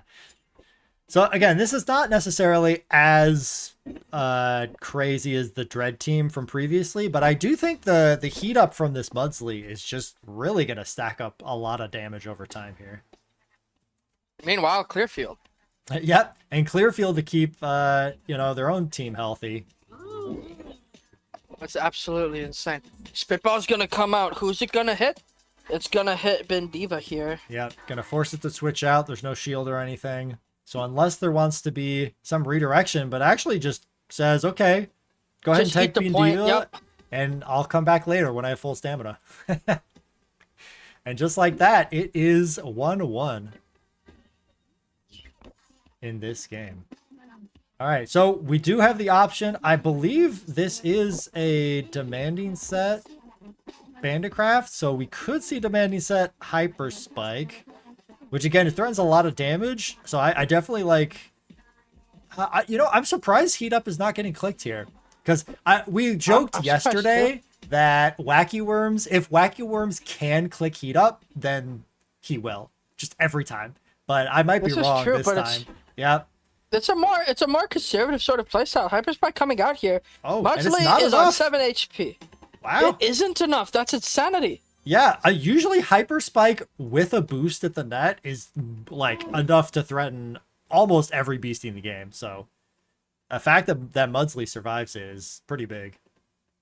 And it looks like we have a Steamer coming out here to try to get the sweaty on this Bandicraft here. So the thing is, yes, you can keep Brosliden in here. It can still free ball, and it does have +1. So maybe you just leave it in here and let it get drained so it can come back later. And it looks like also Miracle Play is here. Miracle Play is here. You can just deset again. There is nothing stopping you. There is no law saying you can. It's true. So it could be a +2. Well, it's, yeah, +2 in fact, and Bandicraft has realized this. The free ball coming out. Yeah. Hitting Beetle back for, oh my god, that much stamina? What the hell? Yeah. 42 damage free ball is not something you see every day, but that's the power of Brosliden. No reason not to click it here. Brosliden here. Oh, actually, that's right. It's wiped, but it can. No, even if it is wiped, it can. There's another Hyper Spike coming out, by the way. Yep. Immediately locking in the downwards movement here. If Frosty picks up on that, that could be huge. Yeah, I think Frosty's gotta just find these points as quickly as possible, because I do think the sweaty overtime is gonna favor Wacky Worms. So it's really on Frosty to get these points, but the stack up pays off. The Zephysaur protecting the Beetleback here.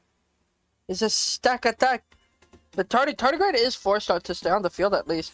If one more turn happens here, with Noizard able to survive while Brosliden gets whatever it can onto the field, that could also be huge. Yeah, this is actually an interesting case, because on one side you might think, oh, I want to cover my other lane so they can't just, attack for a point next turn, but also might be thinking about double clear field free ball, because you have so much sweaty on that Noizard, it's going to get wiped anyways. The other option is trying to do Rocket, but I don't think Rocket's enough to knock it out anyways. I say that, but then it doesn't get the Steamer off. Just free balls instead. To play. No! And that's actually a big deal. Not because you don't get the sweaty from the Steamer, but you just gave an easy receive, so there's a double provoke coming out. Yeah, we all know how mean the double provoke is. Well, and actually, it could just be single provoke and then a 2-action dump. See, yeah, and all of a sudden, that does give a lot more damage potential out to this beastie. But the other option is also to just target the empty lane with, I believe, Spitball is the other tag. But it is a dump. I might target the empty lane, but the dump coming out here. Debugly taking exactly 50 stamina damage from it. Tool and Twist are both tools in the arsenal of this beastie. No ability to boost any further, though, and with Noizard wiped like this, there is room for it to come back, but it has to be in 8 turns. Suddenly, Wacky Worms' board is looking really messed up right now. All it would take is a blank from this lane to really mess up Wacky Worms' day. Yeah, this is a tough decision. Yeah, Twist sounds like a really good solution, but the problem is this Lunaptra can just switch in the top slot there, and so then all of a sudden there's 2 attackers. You can't twist both attackers. Okay, Yeah, it making looks the like good call here. Bandicraft is the one that comes in, which is actually Yeah, that's great because it has tool. tool. So yeah, there's really no good option here. So that means if Bandicraft wants to threaten that open lane, it would be a free ball. But if there's a free ball, then you don't do any damage if they decide to unstack. So, and that's exactly what Wacky Worms is doing. I might play safe and just go for doing damage into the Bugly. Yeah, I mean, I don't, Tool I don't think is going to knock out or anything, but you're right. That way you do more damage. And it looks like it's just going to be a Tool, which is a good call by you, definitely. So yeah, the Clearfield coming out. I mean, there's no way it doesn't, right? It messes up too much of his gameplay if it doesn't. Yeah, I think getting rid of the traps is sounds pretty good, but at the same time, maybe it's time to click Tool with a boosted, with a boost here. Look at 107 damage to Bendito. Yeah, Lunaptra. And Lunaptra can't switch in actually. It could be. So it could be lights out at this point. Yeah, Wacky Worms able to secure that point, and then actually my god! And this is a serve point because the Bandicraft got so low that this Tool is enough to get this knockout. So this should be Wacky Worms going up 2-0 in games and here. And it is still a 50-50 because of a twist. Okay, Gets so the read, but even after this, what do? Bro Slide-On doesn't come up fast enough. Bandicraft doesn't get to play. Your bench is too drained, and this is Wacky Worms' specialty. Bringing your bench down and beating you with experience. Yeah, and that's the other thing is some of these beasties weren't down for 4 turns, they were down for 8 because of the drain from the sweaty. So it's just there's not enough stamina on the bench. The only way this works even slightly is for the read to come through, for Tool to be pressed, for the block to come out, for Bro Sliden to take the field after that. But even then, what after that? Yeah, the problem is such an uphill climb for Frosty. Yeah, this is the problem. I could see a world where Frosty wins this, but that world is really far away, and we don't have the technology to reach it right now. Yeah, that's it. That has to be. Wacky Worms goes up 2-0 in the grand finals on tournament point here. The quickest 2-0 we've seen so far, right? Yeah, I think so. Wacky Worms is doing phenomenally. Yeah, Wacky Worms definitely just on a roll here, but this is down to the last team. So the good news is Wacky Worms only has to win one more game, but the thing is, Frosty knows exactly what's coming. It has to be this team, and so if Frosty is able to figure out the weakness of this team and is able to maneuver correctly, I can see Frosty winning 3 games in a row. Oh, for sure. Yeah. Frosty does have that snowball potential by his side. We've seen him turn games in a flash. Yep. So absolutely. it's up to Wacky Worms to carry this momentum through to the finish. Yeah. And so the interesting thing about this tournament in particular is because you have to win with each of your 3 teams, really your weakest team is really going to be whether you win or lose, right? Because even if you can win easily with your first 2 teams, if you can't win with your last team, then it doesn't matter. So that's the one that kills you. Yeah. And this is really interesting. We're actually seeing a rattle serve with the Clamor. So basically just doesn't want to have to deal with any front row nonsense, I'm assuming. And it looks like it's going to be a switch out. I think there's I don't remember if there's Stinky on this Noizard or some other defense move, but it looks like a switch out is just going to be the option here. It does look very interesting from the outset. This game, this could go a bunch of ways. The Bongus and the Crab Array, I can assume what this team has.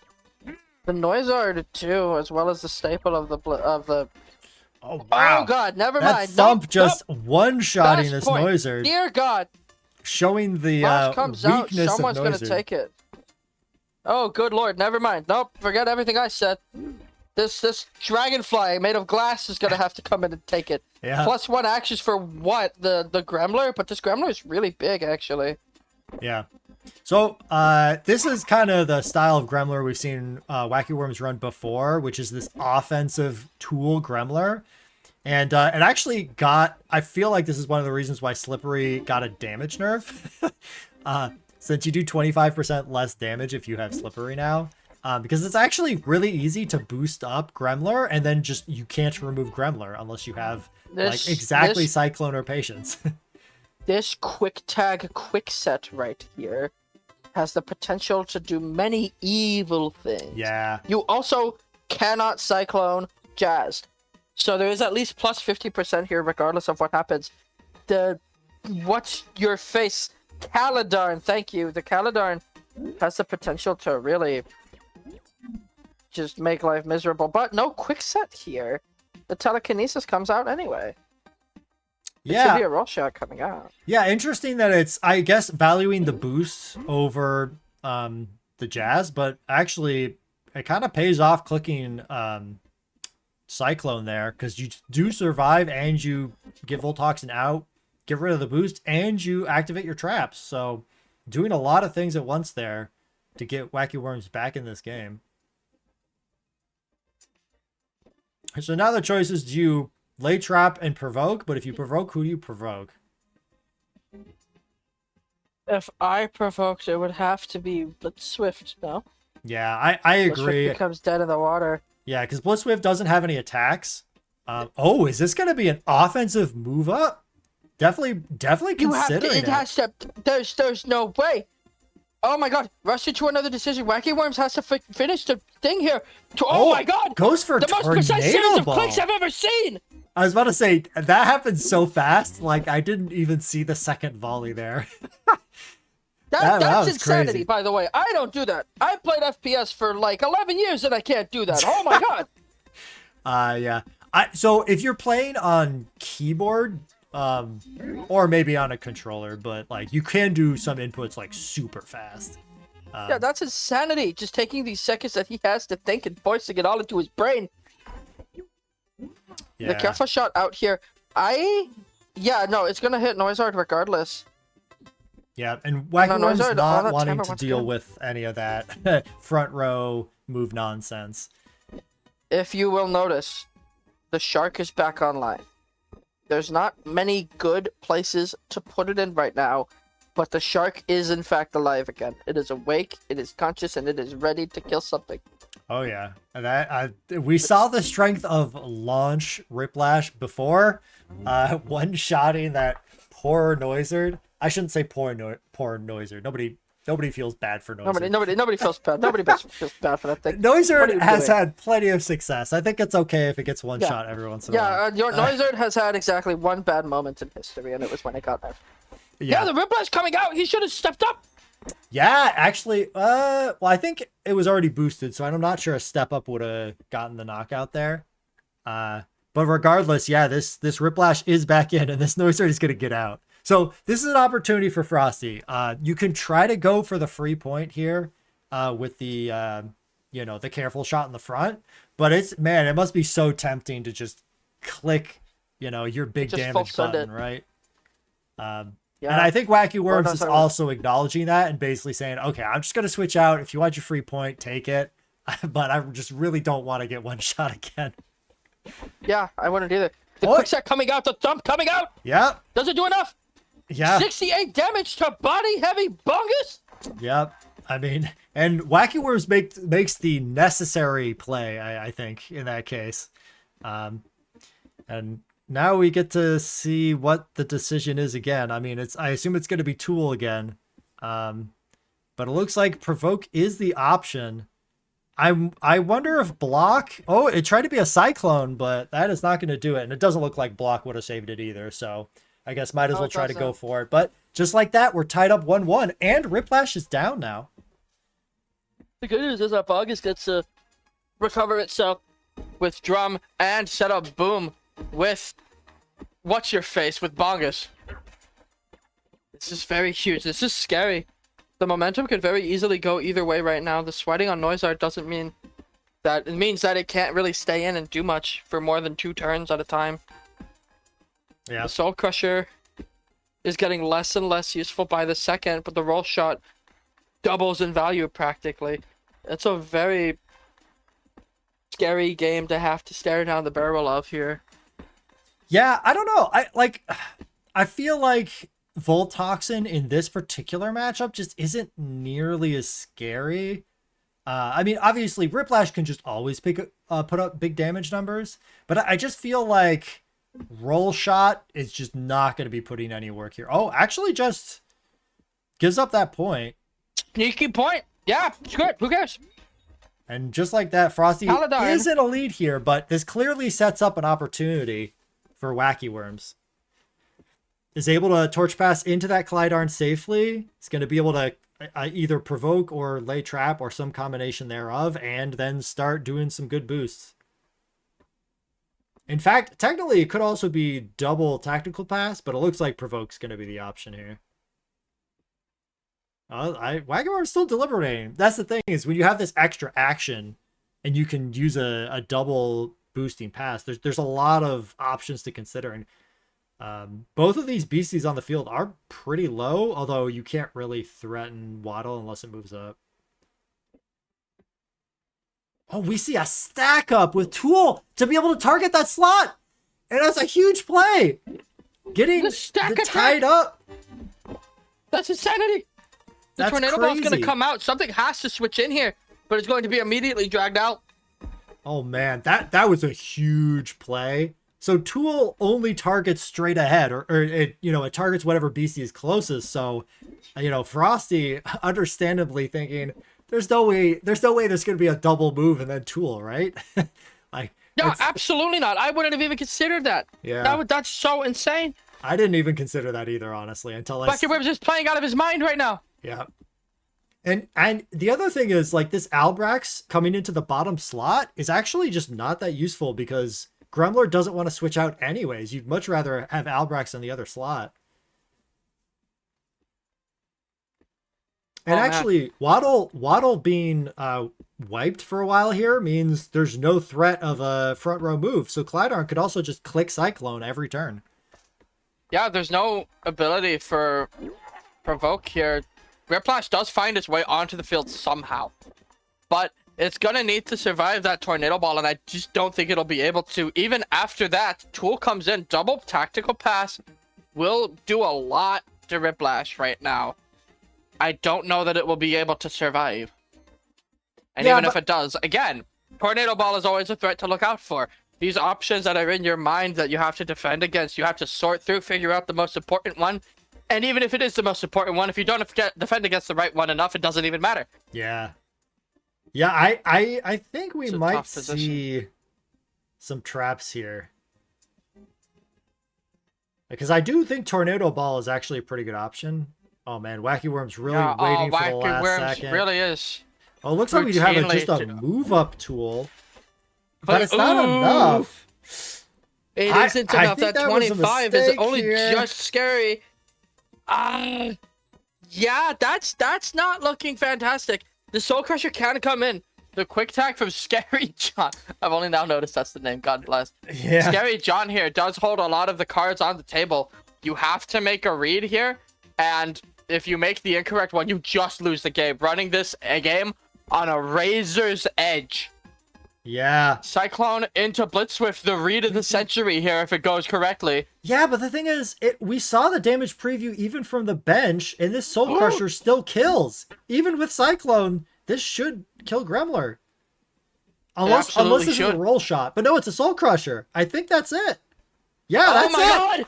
Frosty. A game on the board for Frosty! Yep, we Frosty have a match, takes ladies and gentlemen. 3. Beasties and ballers alike.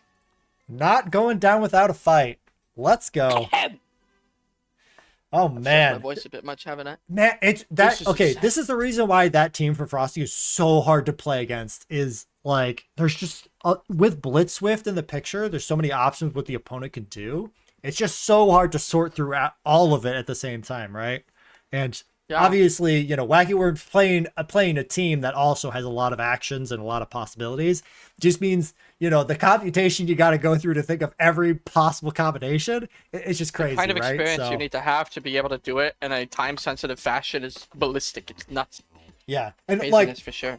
If these players struggle to do it, like us poor normal players over here have no chance. Oh man. But here we go. We're getting into game number 4 between Wacky Worms and Frosty. Frosty is down 1-2 in game score, so Frosty has to win this to force a game 5. Let's go. Yeah, for sure. And then after this, even if everything does go well, there's that knowledge in the back of his head. He's going to have to do this again. There's valuable matchup experience that Frosty knows if it goes in his favor. But that's the problem. First, it has to go in his favor. Yeah. And that's the thing is, Frosty... This is a different lead I haven't seen yet. Yeah, seen the Armantis lead with sneak attack right into this Clydarn. Also, see, double trap, provoke free ball. Doesn't even want to click and tool. then, by the way, completely reading that option with Clydarn switching into Shloom's slot. By the way, just a mwah. Actually, that's kind of nuts. Because if it was Tool, provoke does come in. Yeah, you know where Tool's gonna go, but Frosty just like, no, I think you're gonna hit the other slot, and goes for the double boost. Does in fact come in here. The double boost. Oh, this is rude. The provoke could come out again. Yep. 2 late traps. Oh boy, we're seeing it happen. Yep.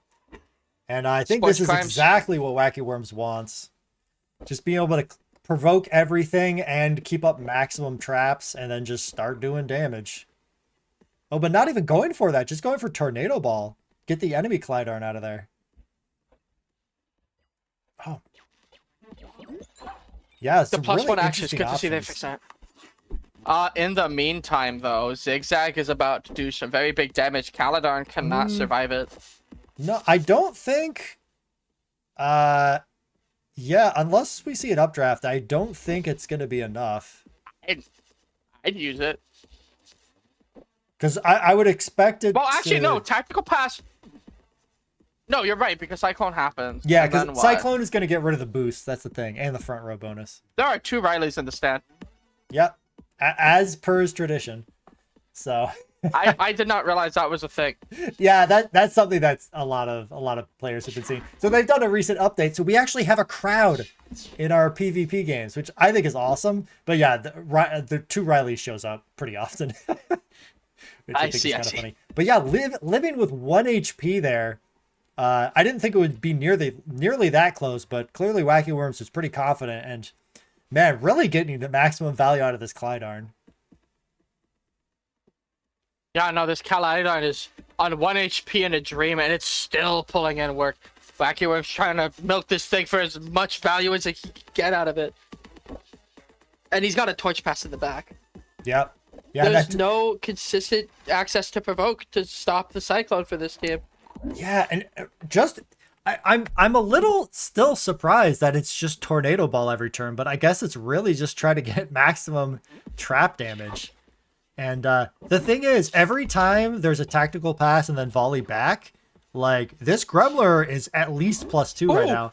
Oh, but a nice slice. Point. Slice actually resetting all those boosts on Gremler, and but we see the torch pass. Yeah, now we're starting all over again. And over and over and over and over. The end is never the end. Is never the end. Is never the end. Yeah. Well, the good news for Frosty here is at least the Gremler is angry this turn, so we're not gonna see any more traps this turn. So yeah, the Tornado Ball is gonna come out here. It just depends on what Frosty's response to this is. Yeah. I'm a little curious. It's actually Tornado Ball into that slot, and actually the move up makes me think that was predicted. That's an insane prediction if true. That is crazy because now the Cyclone can be provoked. Yep. Yeah, there is But that can also be read. That's huge. Yeah, I think Gremler's going to be the target of the provoke, if I have to imagine. Read. No, right. That's still so insane. Oh my god. Yep, and now the response might be just a juggle dive. That's exactly what we're going to see. But it will not be able to kill. It also will not be able to kill for what it's worth. Yeah, maybe. Yeah, I think it's just for damage. I guess just would rather damage the Armantis in this case, because I have to imagine there's going to be a block coming out here, and if you're not going to knock out either one, you know, I guess also hitting this. Oh, wow. The stacking again. God! Man, just Frosty. God! Frosty is just master of stacking beasties like that. Frosty has been on point today with that. And like this is a really big deal because you get maximum zigzag damage. Well, maybe not maximum, but you get 2 volleys worth of zigzag damage, and you get the provoke off. Although in this case, you're only provoking the crab, and you know, Gremlers was still angry, so you couldn't re-provoke it. This bench, how has this happened? Frosty's bench is looking better than Wacky's at this point. Yeah, well, at the very least, it's really close. And the thing is, Frosty is up Close a enough point. to have an opinion so, on. Frosty has done a great job. That's terrifying! Free ball into the top slot if this is red. That's insanity. The point snuck in. Yeah. Beetle back. Yeah, and all of a sudden, this tornado ball is gonna not do a lot of direct damage, but boy, it's gonna force 2 switches essentially here, and that's gonna be like that's over gonna 50 force damage. a wipe. That's gonna force a wipe.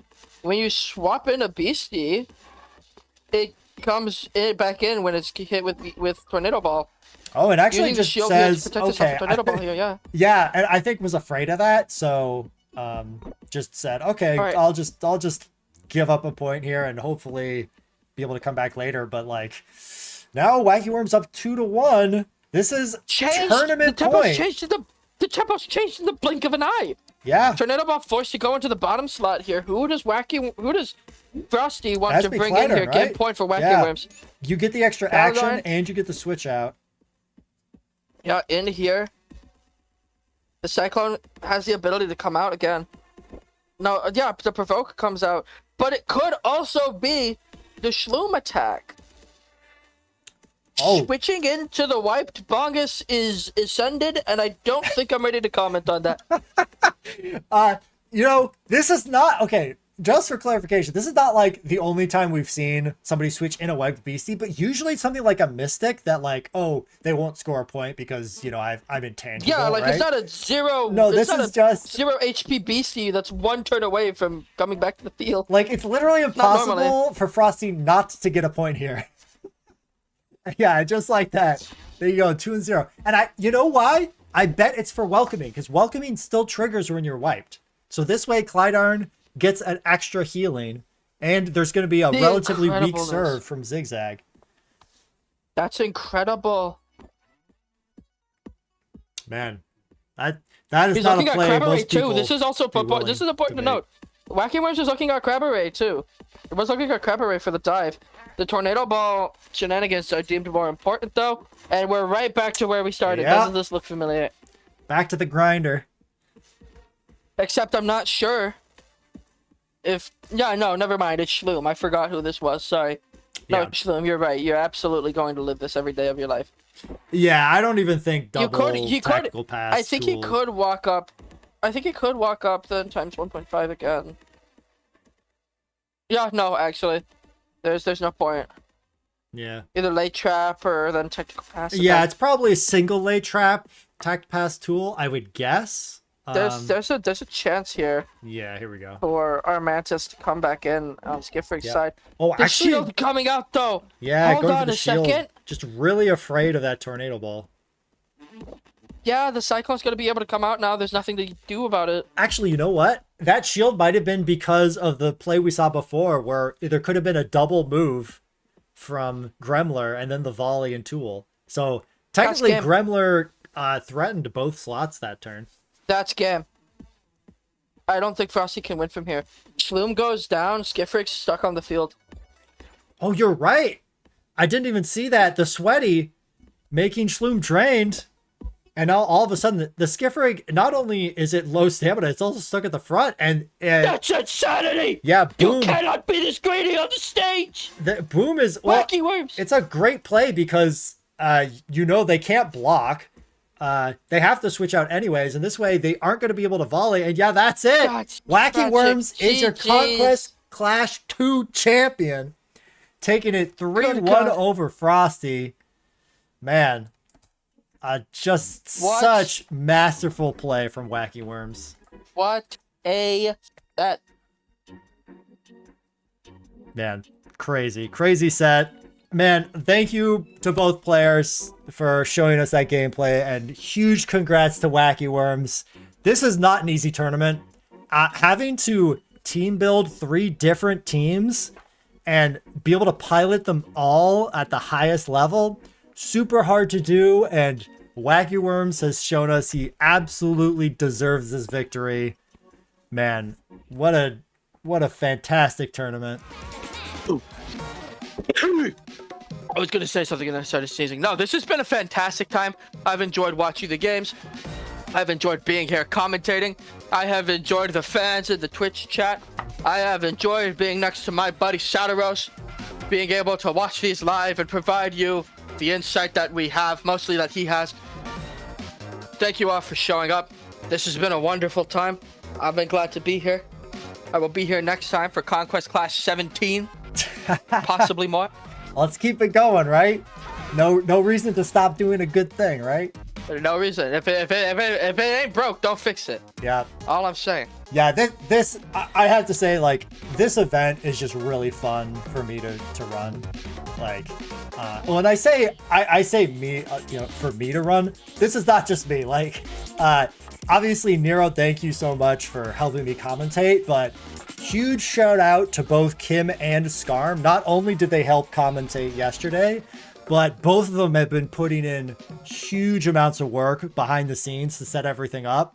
You know, Kim putting together the graphics and reaching out and coordinating with the players, and then Scarm, making the announcements, making sure all the, tedious stuff is taken care of, making sure the players are getting into their channels, their streams look good, communicating with me, making sure everything is running smoothly. There's a lot of work that happens both planning up to this and during the event. So huge thanks to everybody else, who's supported, this event and everything that's happened. And thank you to everybody in the community. This community is awesome. Like, people are so willing to just jump in and help. I just feel really special with that. And I'm getting word that Wacky Worms is up for an interview. So, Wacky Worms, I think, wait, I see Wacky Worms is muted. Let me, I don't know if Wacky Worms can unmute. We're doing it live? Yeah, we're doing it live. Hell yeah! Do it live. I'm trying to see if I can manually unmute them. I'll probably. We should get Kim in here. Kim is good at interviews. Here, I'm just gonna make Wacky Worms a commentator. I know. So you should. Okay, all right, Wacky Worms, you are unmuted. We should be able to hear you. How are you feeling after that victory? Excited. That was such a hard matchup. I don't know. Yeah. No, it definitely looks difficult as far as being able to pilot your teams as consistently as you did. Congratulations. Oh, thank you.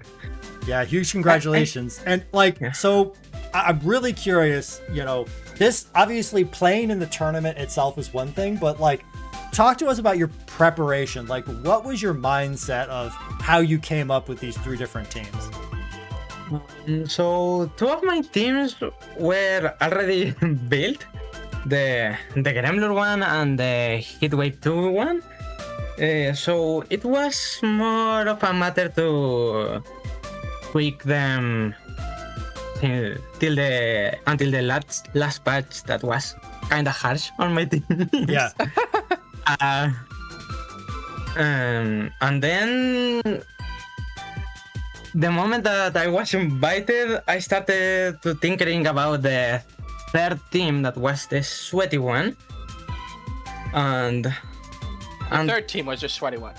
Yeah. The Sifo one. Okay. That wasn't one you had ready. Okay, I believe you. I think it was team number 2 on our list of team codes, but yeah, it's the one with the Diablo Saris and Mudsley. That team. Yeah. Because I love to see the Diablo Saris with Steamer. That's something that I've always thought about, because Steamer, it's really nice for getting sweaty, but the fact that you can't target where it goes seems like a big downside to use on other beasties. But specifically with Diablo Saris, also having the upside of overwrite just makes it feel like just a really nice utility move if you don't need to spitball and you'd rather get some sweaty for extra damage.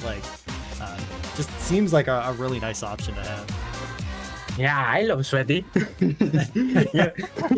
Was there, if I can ask, was there at any point in this tournament, did you feel like you were stretching yourself thin of like what you could do, what you expected to be playing, how you expected to be playing? Can you repeat yourself? That's fair. How much new territory did you enter as far as a Beastieball player during this event? I guess not that much. I think every patch the Gremlur team is harder to use. Yeah, So- Gremlur keeps getting nerfed. Yeah, and I legally cannot comment on the nerfs. If I do it, Dino's gonna be sad. Oh. Wow. And then the Sweaty one, this was the patch that I thought that if I wanted to make a Sweaty team, this was the chance since the team chant nerf, the torch pass nerf. So I kinda build around it. Yeah.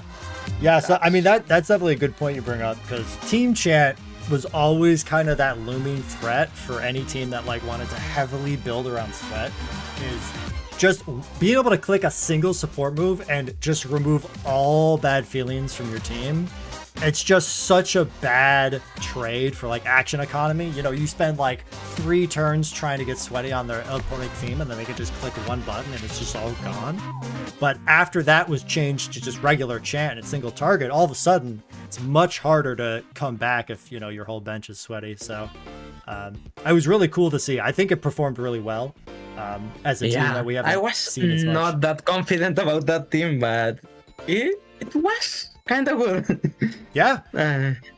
Yeah. I think it went really well. Personally, just watching from the games. I know that's another thing though. Watching the games as a commentator is totally different than playing it in the game. There's absolutely moments where like you make a play and we're both like, what?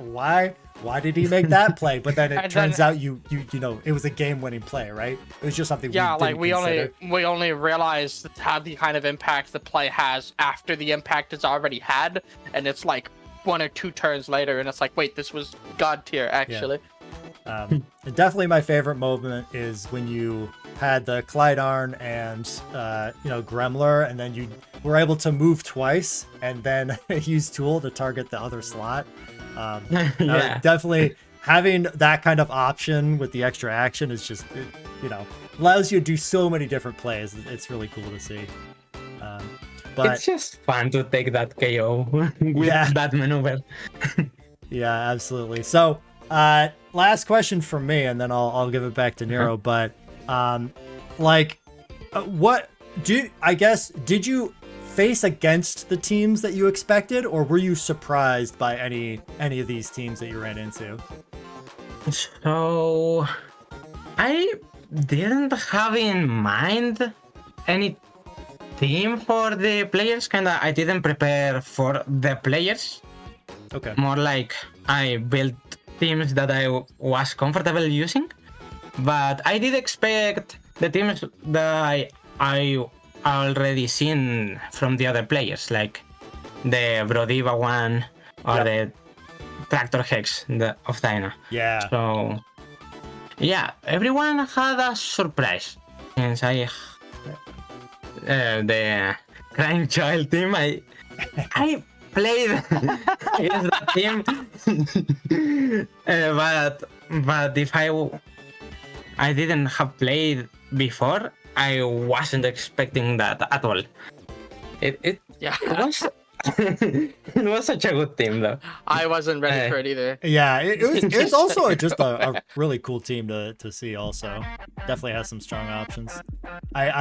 Just the updraft on the Beetleback, I think was something we actually didn't end up seeing very often, but just the threat that it exists with something like Zigzag, it's just always something you have to think about. Castellate.